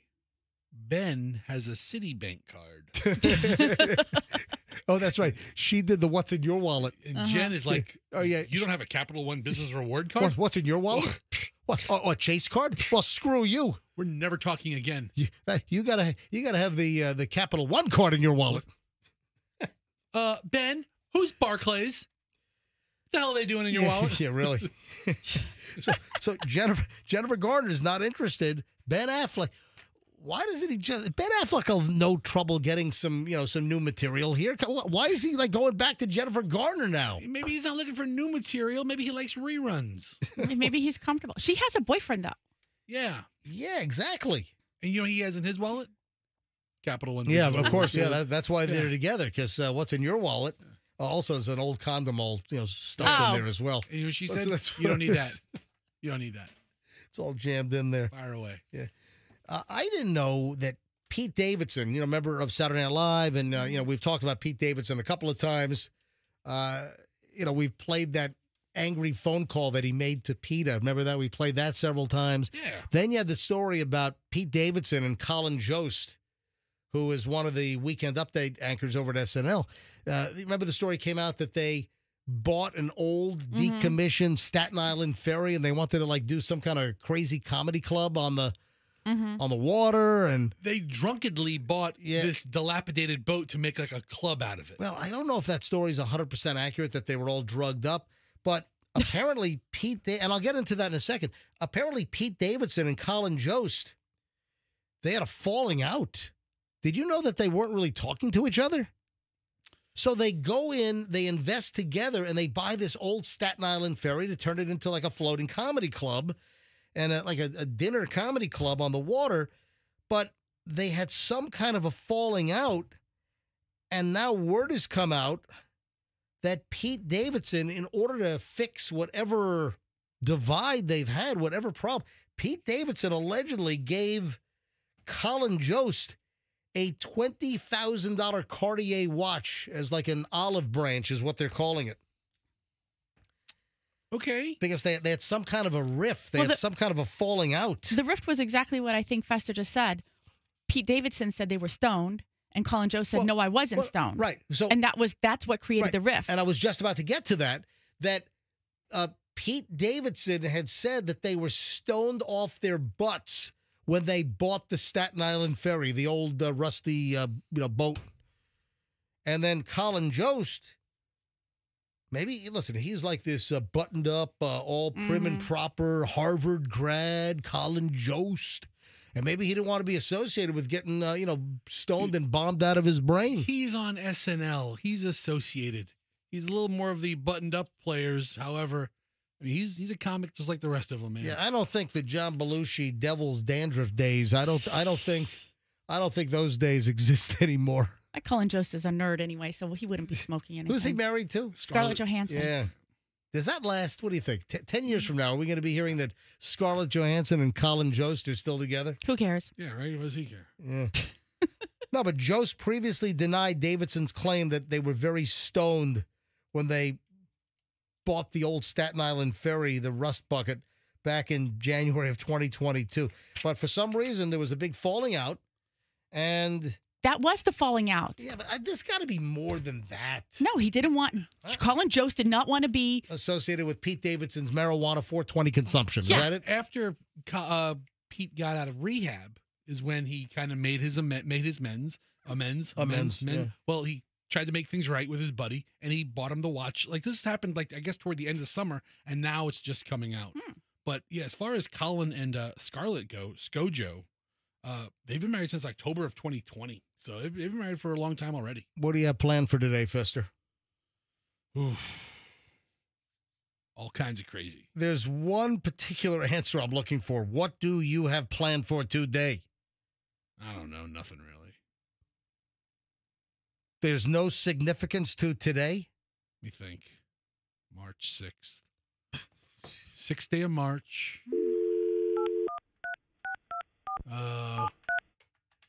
Obviously, I'm making a phone call here. Let me see if we can jar Fester's memory. We have a parole officer meeting today. Who you call? You call my parole? Is this Allison Siciliano, Fester's wife? It is. So, Fester, anything planned today? Is this day, does it have any significance? I remember now. Today's a very important day. Yeah, what do you remember? I pick up dry cleaning later today. She told me, pick it up by Thursday or else.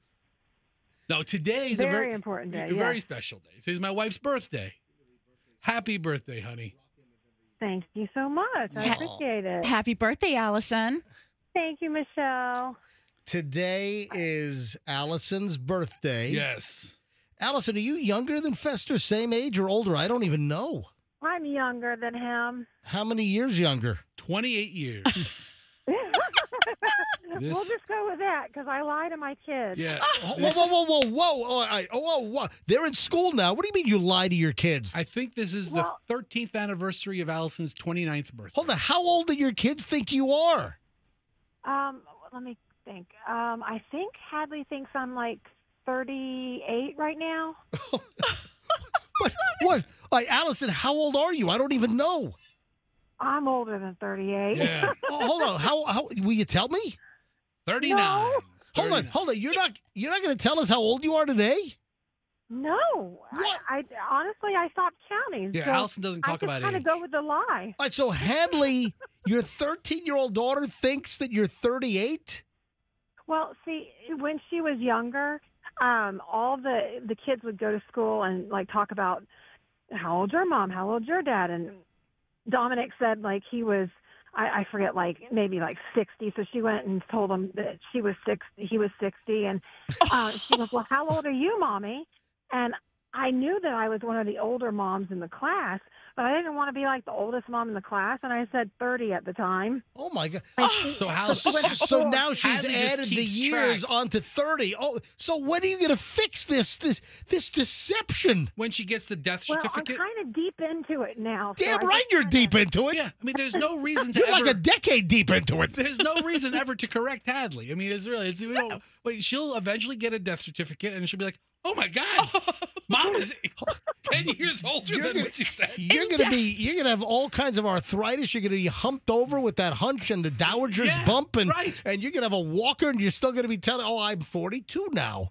You know.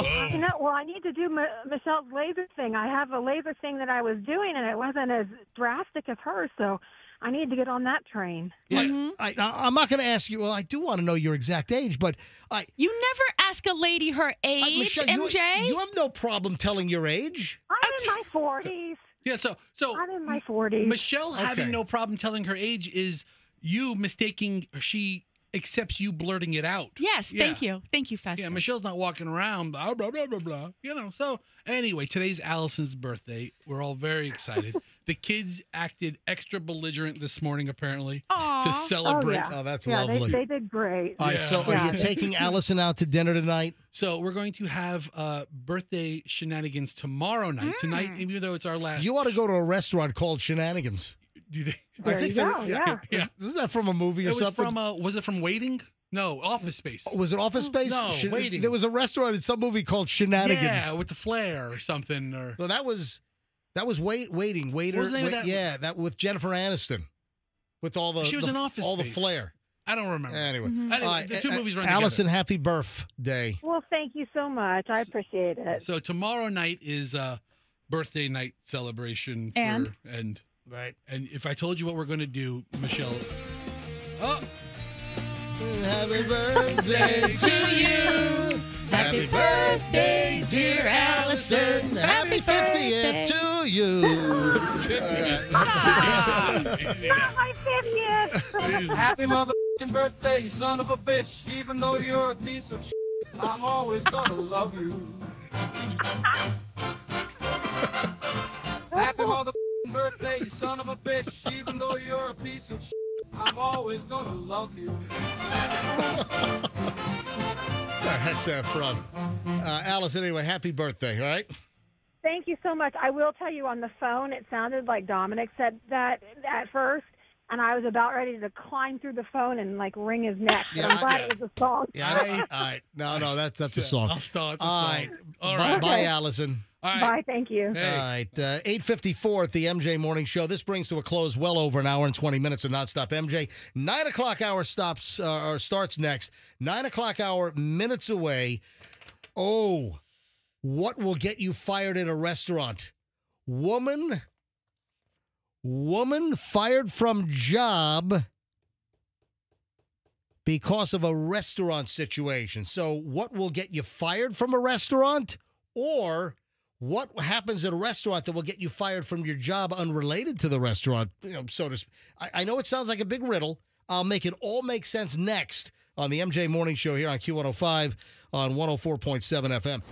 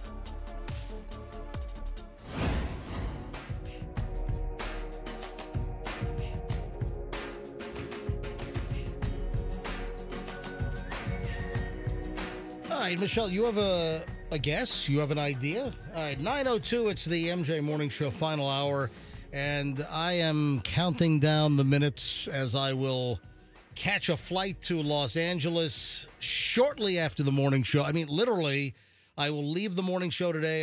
Michelle's going to drop me off at the airport on the way to L.A., and then a 14-and-a-half-hour flight to the Philippines. All right, so you're already packed, right? You're completely packed. No, I got to pack. No, of course. Yes, right. Yes, I'm fully packed. How much time? And I'm carry-on, baby.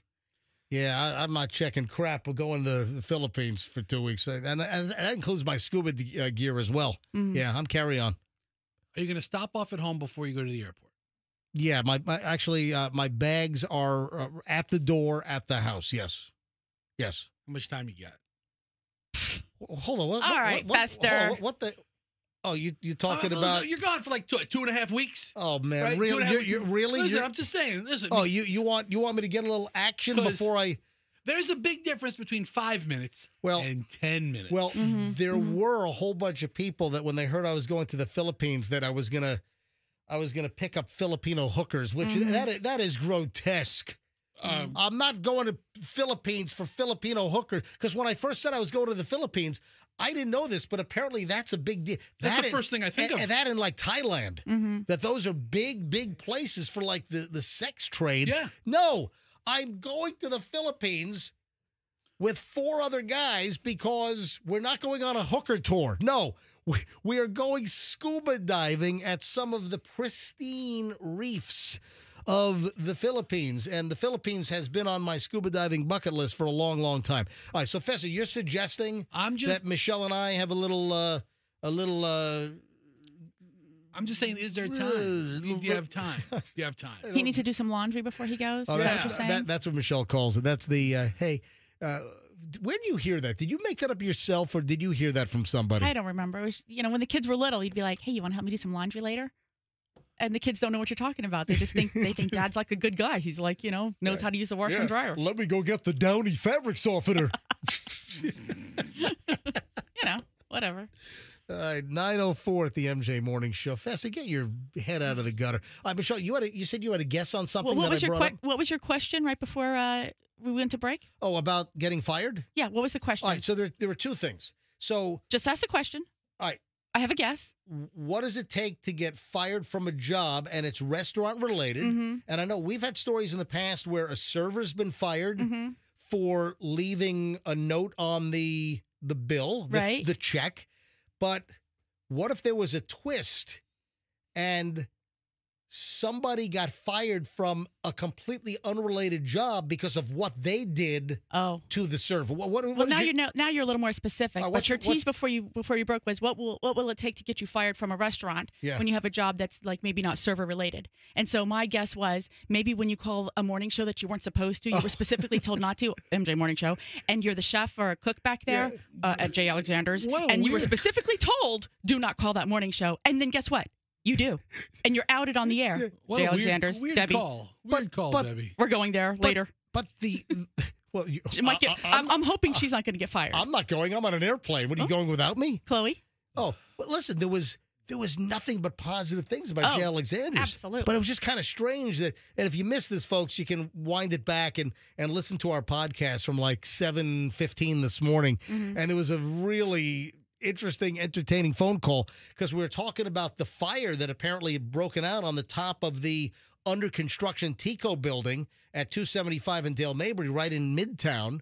There was a big fire and billowing black smoke for a time just before 7 o'clock. And a woman that works at Jay Alexander's calls up and says, no, I can't mention the restaurant. We're not allowed to advertise. She's like this. I'll just call it Jay's.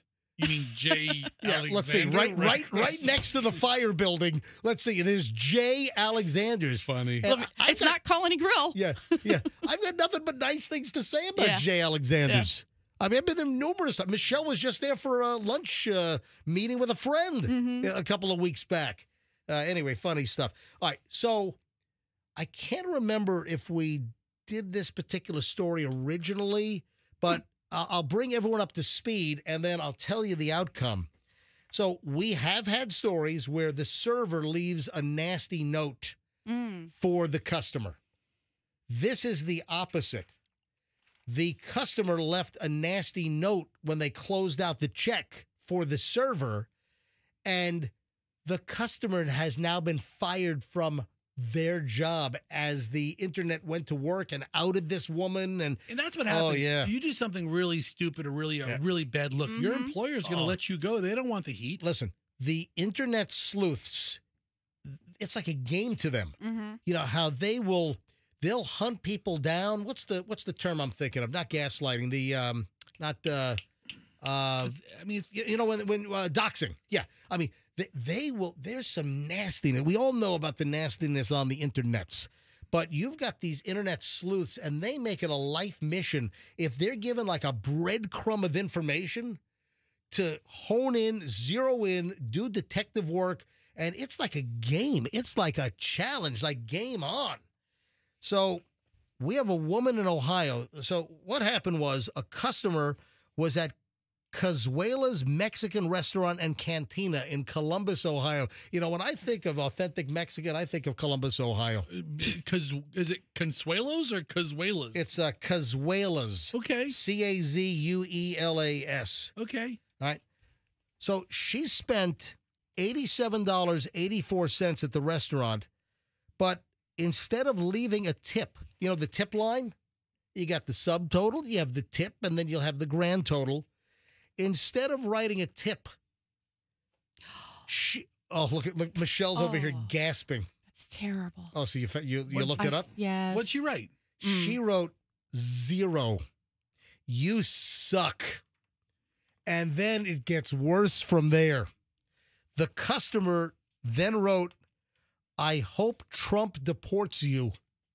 Oh. That's just nasty upon nasty upon. That's 3 things nasty. Right. 0, you suck, and I hope you get deported. Nasty. So she deserves to be doxxed. An employee of the restaurant posted the photo of the receipt on Facebook, and then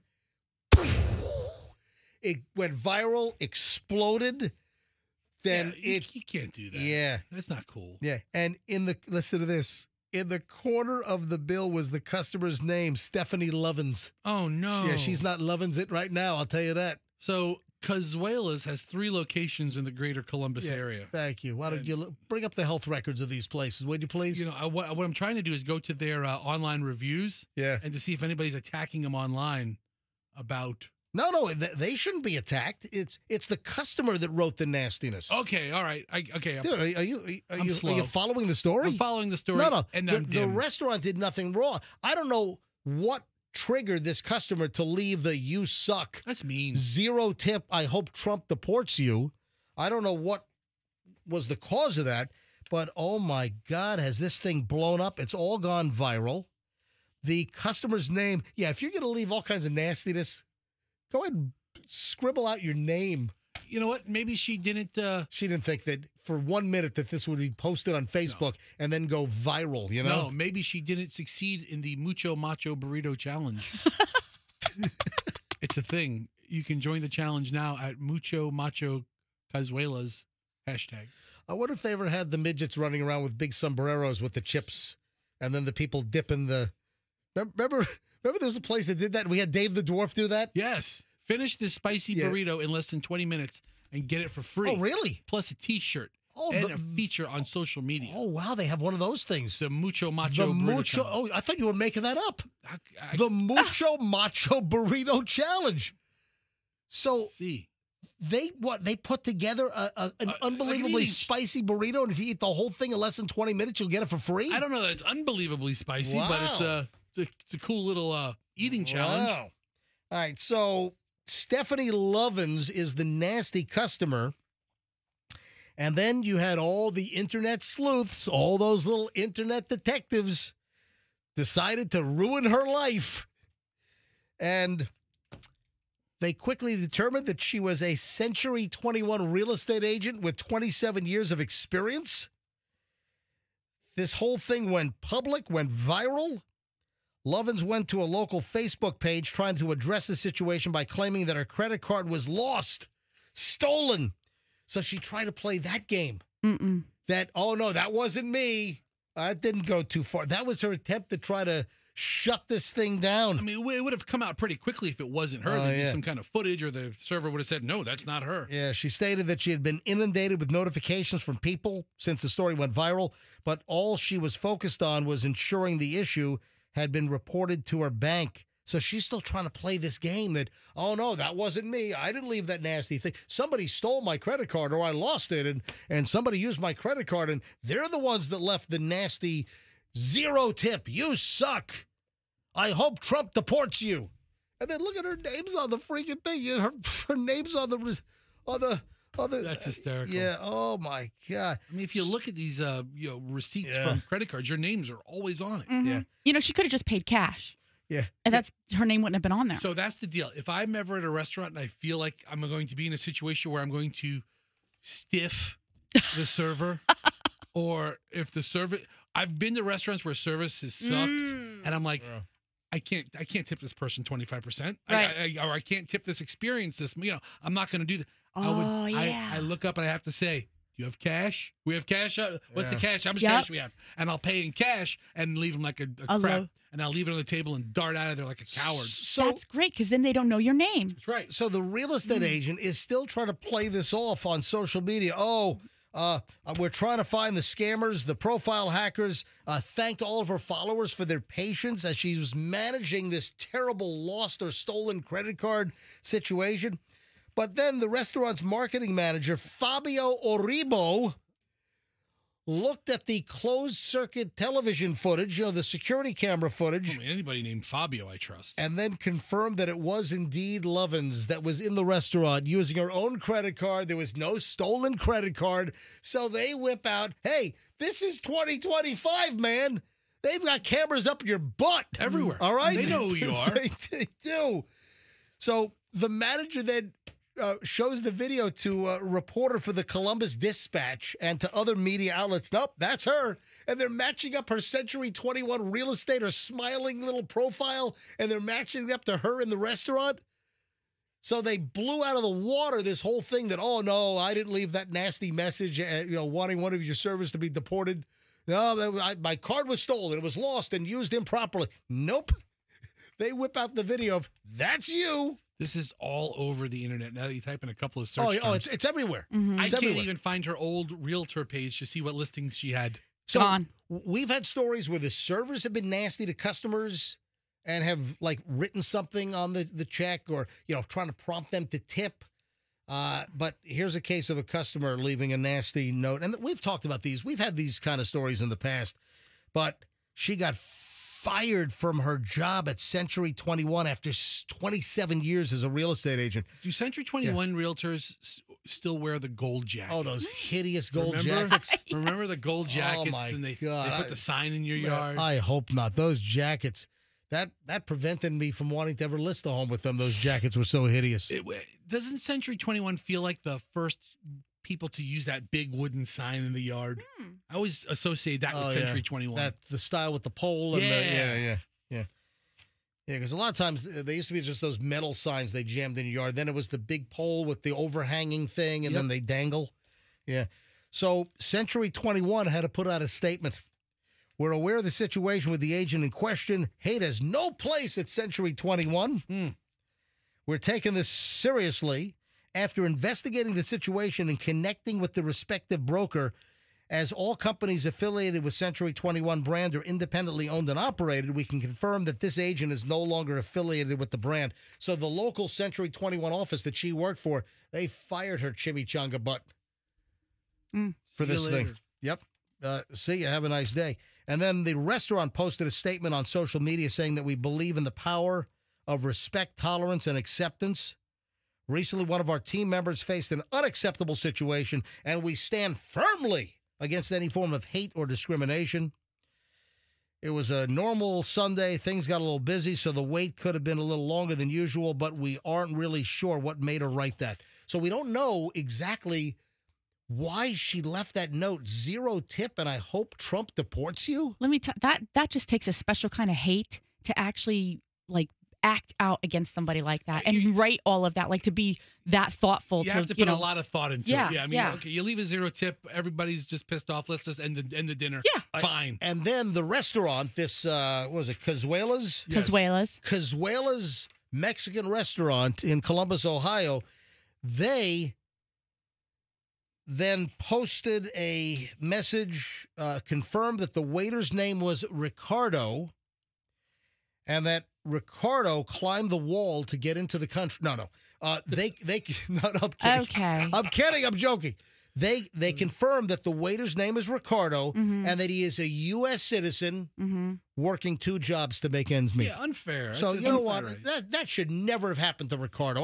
I'm really pissed off. And then a GoFundMe was started, and now it's up to $8.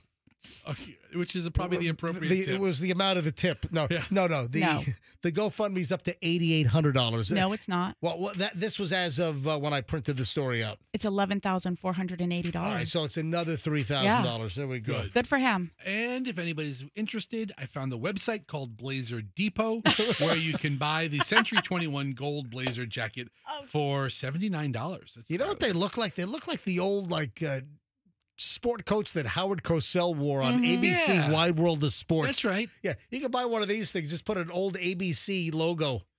You know, this is ABC. You know, on the pocket of the blazer. But you got to be careful in this day and age. You have no idea. You got to think about your actions and what can happen. Did this lady think that having a couple of tacos and a fajita or whatever the hell she had at Cazuela's? Do you think she thought for 2 seconds that she'd be out of a job 27 years into real estate and she's canned by her Century 21 office? Well, I think at $87, she had more than a couple tacos. Or at least more than a couple of margaritas. You know there you go. It sounds like she had a whole bunch of margaritas, maybe. She had 1 taco. Maybe she was and 8 margaritas. There you go. Stone drunk. Yeah. I got to show a listing later. Some bitch. I hope Trump deports you. All right, I'm getting ready to fly in a couple of hours. Yes. We got to go. We heard. It's time to leave. No, it's not time to leave. We'll take a break, but then we'll have the final segment coming up. But I'm about to get on an airplane, and this could happen to me. The pilot could give me a note. Oh, well, like the note where they invite all the little kids up to the cockpit? Yeah, hey, little boy, here are the wings. I'm a man. Would you like some plastic wings? I'm a grown man. Hey, we'd like to invite you to the cockpit. You can sit in the seat, and here are some wings for you. Then the pilot will say to me, "You ever have dreams about gladiators? You ever seen a grown man naked or whatever?" All right, so tell me if this is appropriate. And Michelle, I think I want you to weigh in first and foremost on this. A plane passenger revealed the note that she received from a pilot while waiting for a flight. Steph Borer, 23 years old from New Jersey. I guess she's a little online influencer. She's got a whole bunch of platforms going, so I guess she's somewhat well-known. She posted the picture of a note. And by the way, I'm going to hold up the note, and I'm going to hold up a picture of her to MJTV here in just a matter of moments. She's very attractive. I'm going to tell you right now, Michelle, she is very, and you'll agree, you won't say, no, she's not, or, oh, my God, what's going on with you? No, she's very attractive. The pilot writes a note to this woman on a napkin. I have seen the whole world, and you are the most beautiful woman in it. Let me hold this thing up. I'm going to hold the image of the note up to MJTV right now. So this is one of those, natural colored napkins. It's the brown, not the totally white napkin. So it's a brown napkin, and that's what the pilot wrote on the napkin. I've seen the whole world, and you are the most beautiful woman in it. And now let me show you the woman. Let me show you a picture of Stephanie Borer, 23 years old from New Jersey. Yeah, I mean, she's a beautiful woman. Yeah, she's very attractive. Oh, and Fester's now on her Instagram. Yeah, how many followers does she have? On the Oh, my gosh, she's got this is TikTok. She's got 1 million followers? On the Tik, she has 1 million. I'm trying to get to 25,000 on Instagram. Yeah, why don't you post stuff like this?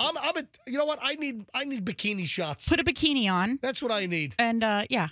All right, so she's a very beautiful woman. Oh, she's doing all kinds of social media videos, and yeah, she's one of these. See, here's the thing, MJ. Yeah. Any story she's like putting this, freaking makeup on her face, and she's got 1 million followers. all she is a content creator. Yeah. So, I mean, she probably had her dad write the letter before she left the house. Daddy, can you write this letter for me to say how beautiful I am? Okay, baby. Yeah, the pilot signed with a signature that you can't read. You don't know what it says. Right. Yeah, but the question is that creepy or nice? Michelle, what do you think? A pilot writes you a note in the airport while you're waiting for your flight that says you're the most beautiful woman in the world, blah, blah, blah. I mean, how do we know he was a pilot? Okay. Did she did she just identify him? I don't think he's walking around with a fake pilot's outfit on. Yeah, he's walking around but she's just saying it, just the same way that we don't know that the note was even true. So don't get lost in the weeds. Oh, wait a sec. Oh, you're thinking that she's an internet influencer and maybe she made this whole thing up? I think that's what absolutely, that's what I think. She's just looking for content. Right. However, so you don't think this? It's completely fake. You think it's totally fake? Everything that these creators, all these quirky experiences that happen to people who have 1 million followers. Yeah, but it's not a woman's handwriting. The that's handwriting. What she had her dad write it, or that's what her boyfriend wrote it. I know. So wait. But so assuming it's a real scenario, it doesn't fall into the creepy category because he doesn't ask for anything in return. Right. He doesn't leave a number. Right. He doesn't say, call me. Right. He doesn't say, let me take you to Pound Town. He doesn't say anything like that. Want to join the Mile High Club? Nothing like that. That would be creepy. Right? That would be creepy. That's the right answer right there. That's the right question. I would imagine, though, that the airline that the pilot works for probably doesn't condone the pilots hitting on the passengers. Look, if let's say he's standing there for a couple seconds, he sees her, he jots the note down, she's sitting there, you put it in front of her, you keep walking, you don't harass her, you're not trying to talk to her. Or do you think the pilot was hitting on her or was just genuinely just giving her a hell of a compliment? If he stood there and he's like, so are those space pants you're wearing? Because your ass is out of this world. Right. That's hitting on her. I'll tell you what, you're going to be at the airport later today. You're going to get there a little early because, it's the middle of the day, blah, blah, blah. The pilot's going to leave me a note. I challenge. You are the ugliest passenger. I've seen the world, and you're the ugliest man in it. I challenge somebody to leave MJ a note that describes him and what you find attractive about him, and justify it with your travels or your experiences, and leave a note for him, and then you know what, you post it to your Instagram, and you're going to gain all kinds of followers. But also you got to put some makeup on. There's going to be some radio show. This radio guy in Tampa, somebody left him a note. I've looked under every bridge, and you're the ugliest troll I've ever seen. If anyone sees me at the airport later this morning, right? Is that what you're saying? Mm-hmm, mm-hmm. All right. Yeah, this woman is a contender for the world's finest. Yeah, she's very attractive. Yeah, she's in there. All right. She's in the category. Would that take you off, Michelle, if this happened to you? What? if a pilot left you a note like that? Nah, I mean, if it's innocent enough, like how Fester described it. Would you be flattered? Probably. All right. Yeah. 9:25 at the MJ Morning Show. We got to take our final break here, and then we do the final segment before I got to hit the airport and go to the Philippines. And as always, the final segment is the best segment of the entire morning here on the MJ Morning Show. So stand by. I'm going to do the push-up test. Now? Yeah, I'm going to tell you why. And folks, you're going to want to do the push-up test as well. I've got some details. You're going to want to do some push-ups. I'm going to go explain in a matter of moments. Oh, and man, there's this fascinating dog deal. Something happened with our dogs. And Michelle doesn't think this is a big thing. I'm like, oh, this is really, really interesting. The crunch test. Our doggy crunch test. I am fascinated with this. I'll tell you next on the MJ Morning Show here on Q105, 104.7 FM, Tampa Bay. Veterans.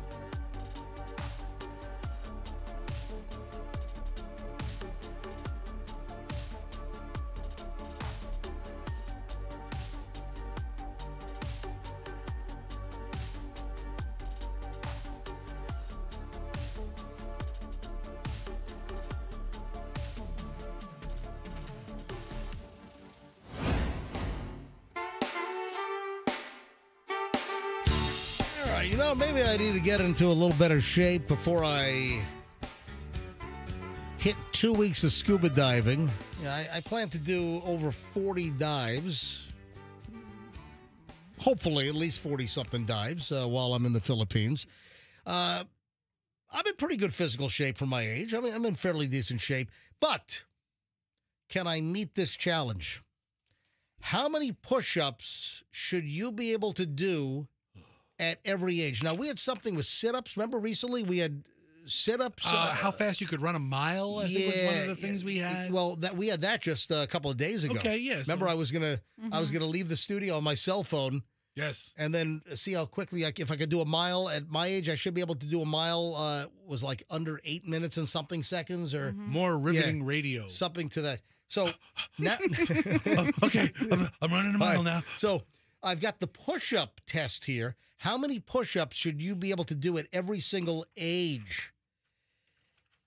And then when can you use your knees is another example. So if you're in your 20s, you should be able to do 15 to 30 push-ups.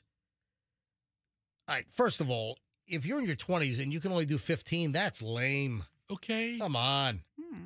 Your ability to do push-ups indicates more than just like the muscles in your arms.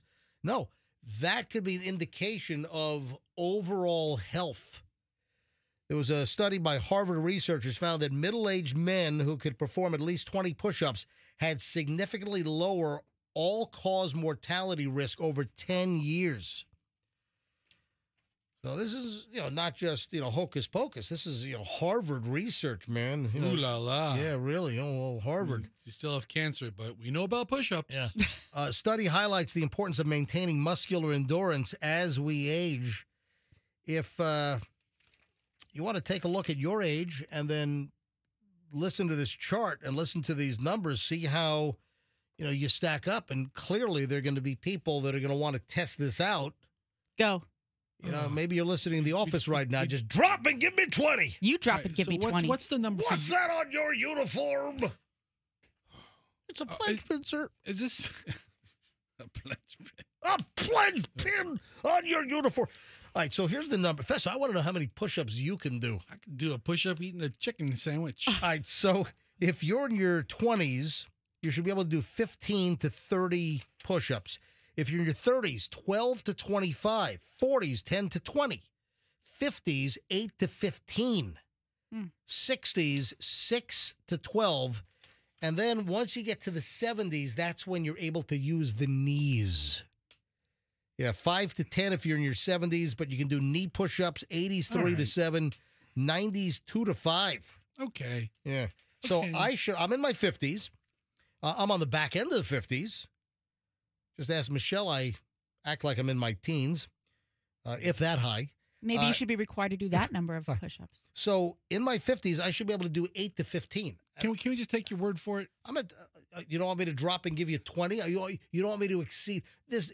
There is no way that I could only do 15. I can absolutely get into the 20s right now on push-ups. I'm telling you right now that I can do push-ups in the 20s to 30 range as far as age goes. I'm not arguing if you can or you can't. I'm just arguing it's going to be a very boring minute and a half of radio. Right, so what can... 1, okay, 2, 3, hold it, 4, all right, 5. I'm 5. He I'm up to doesn't 5, sound guys. I'm up to 5. 6, 7. I could easily do this. I would knock them out like that. Okay, All so right. it'll be like this. Fine. 1, 2, 3, 4. This is so easy. 5, 6. I'm in such great shape. 9, 10. Yes. I will vouch for your powerfulness. You're very powerful. Thank you. And your arms. I'm a very powerful man. You are. You're stout. You're stout. I'm like I'm a little teapot, short and stout. Yes. Short king. Yeah. Where was that from? The short. What was that The guy from? yesterday said, oh, that's right. He said he's a short king too. I said that's my new name for you. Gavin, the caller on his way to high school, said, I'm a short king too. Yeah.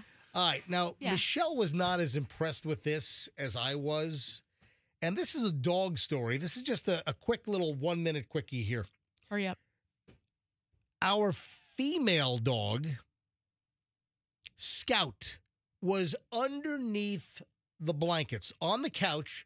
I'm sitting there. I'm doing some work. Laptop in my lap. TV's going up on the mantle. The female Jack Russell Terrier that we have is Scout, and she is just burrowed underneath a blanket on the couch. She can't see anything. And she also can hear me crunching. Michelle bought a bag of those Sun Chips, and Michelle likes the Sun Chips, and I grabbed the bag. And I'm munching on some Sun Chips, and I'm sitting here going, so I'm eating the Sun Chips. The dog is not moving at all. In the meantime, our male Jack Russell Terrier was on the floor next to the couch, just stalking me. I mean, looking at me with the puppy dog eyes. Oh, give me a chip. Give me a chip. I got to have a chip. And one dog, the female, is under the blanket. The male is next to me, standing up, just begging with their eyes. And I'm sitting here munching and crunching, and the female dog is doing nothing. Knows I'm eating, doing nothing. But then I give in. I didn't say a word. I didn't say, okay, Gatsby, here's a chip for you. No, I said nothing. I went from feeding my face with crunch, crunch to giving a chip to Gatsby. And the minute that Gatsby chomped on the chip, Scout went and pops up, springs up out of the blanket. Where's mine? Where's mine? Where's mine? The dog knew the difference in the chomp.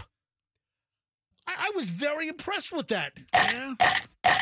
The difference in the chomp, the chew, the bite from me to the dog was detected by the other dog that was cozily under the blanket and didn't seem to care that I was eating the chips. But the minute they heard what appeared to be a chip chomp difference, then it was a whole different ball game. And Michelle, you don't think that's impressive? You kind of poo-pooed me on this. Boo. Dogs, dogs, did they just have that intuition? Yeah. Or I mean, but sense. The fact that she could sense that there was like a different chew, a different chop, a different crunch. Kids at age 2 can sense who's eating. I mean, they know the difference between the dog chewing or you chewing or me chewing or whatever. Saying, I mean, come on. I'm just saying it's impressive. Boo. All right, as I'm getting ready to get on an airplane, boo. I'm getting booed by my wife. Tomato, over here. tomato. Yeah, I'm getting booed by my wife. All right, so as I'm getting ready to get on an airplane, did you see the couple in Miami that they were denied boarding, so they decided to assault the gate agents and run on the airplane? What the hell did they think was going to happen? That doesn't end well. Okay, they're on. We'll just let them go.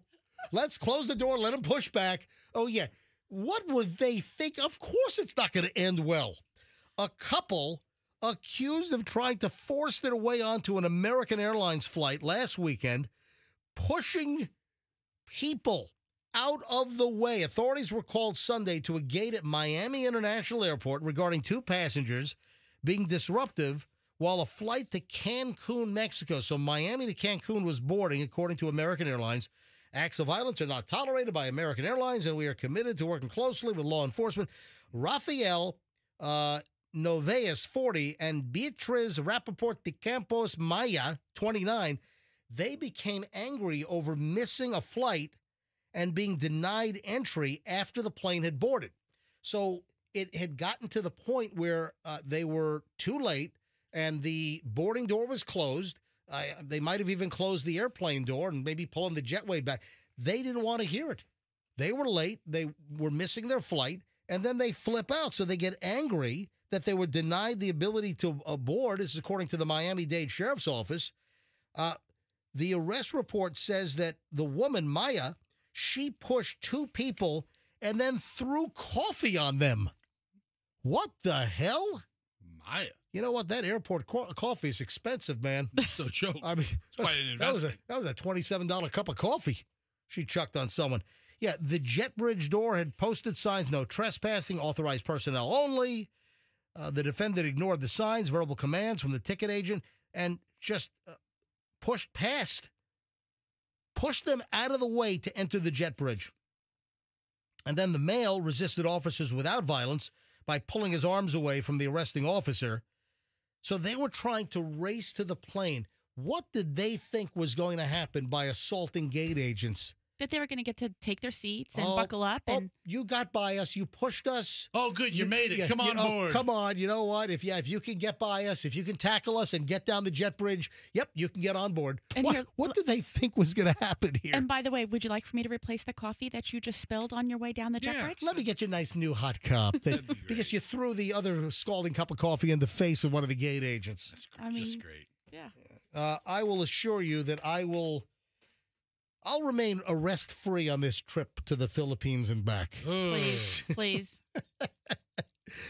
And with that, at 9:43, I think that we will call it a day. Yeah, I'll shut things down just a couple of minutes early in order to guarantee that I have enough time to get to the airport and not have to push any airline employees out of the way. With that, hey, Andrew has great best ofs lined up. In fact, when you listen to best ofs, a lot of people have no idea that it's a best of because a lot of people are hearing things that they've never heard before. So we if things happen in the 6 o'clock hour, we'll play it later. Things that happen early, later, earlier. So, and the density. It's just a lot of good stuff back to back. So I'm out. We got spring break for a bunch of the local school systems on one of the weeks that I'm away. Follow my Instagram, Certified MJ Radio. That's Certified MJ Radio, and I'll post as much as I can or anything interesting along the way of the travels to the Philippines and, what I see underwater with a whole lot of dives scheduled in the Philippines over the next couple of weeks. So with that, I'll see you back here, not too far down the road. We're back on the 24th, so back live on March 24th. Certified MJ Radio on Instagram, and my DMs are always open. My email is mj@mjmorningshow.com. Fester, any last words? None. All right, Michelle, any last words? Nothing. Bye. How do you guys have nothing to say? Oh, we're already out of here. Bon voyage! Yeah, see you later. Don't get arrested. Don't get roped in by a she-boy over there, okay? Yeah. Forget getting arrested can be the best thing to happen to you. All right? I'm very concerned about this trip. Don't get me started. I'm very nervous about I'm your not trip. picking up any Filipino hookers. I'm going to scuba dive, and that's it. All right, 9:45 at the MJ Morning Show. Folks, have a good one. We'll see you back here shortly. MJ Morning Show on Q105, and you know what? I'm going to leave this message for myself. MJ, while scuba diving, let's be careful out there.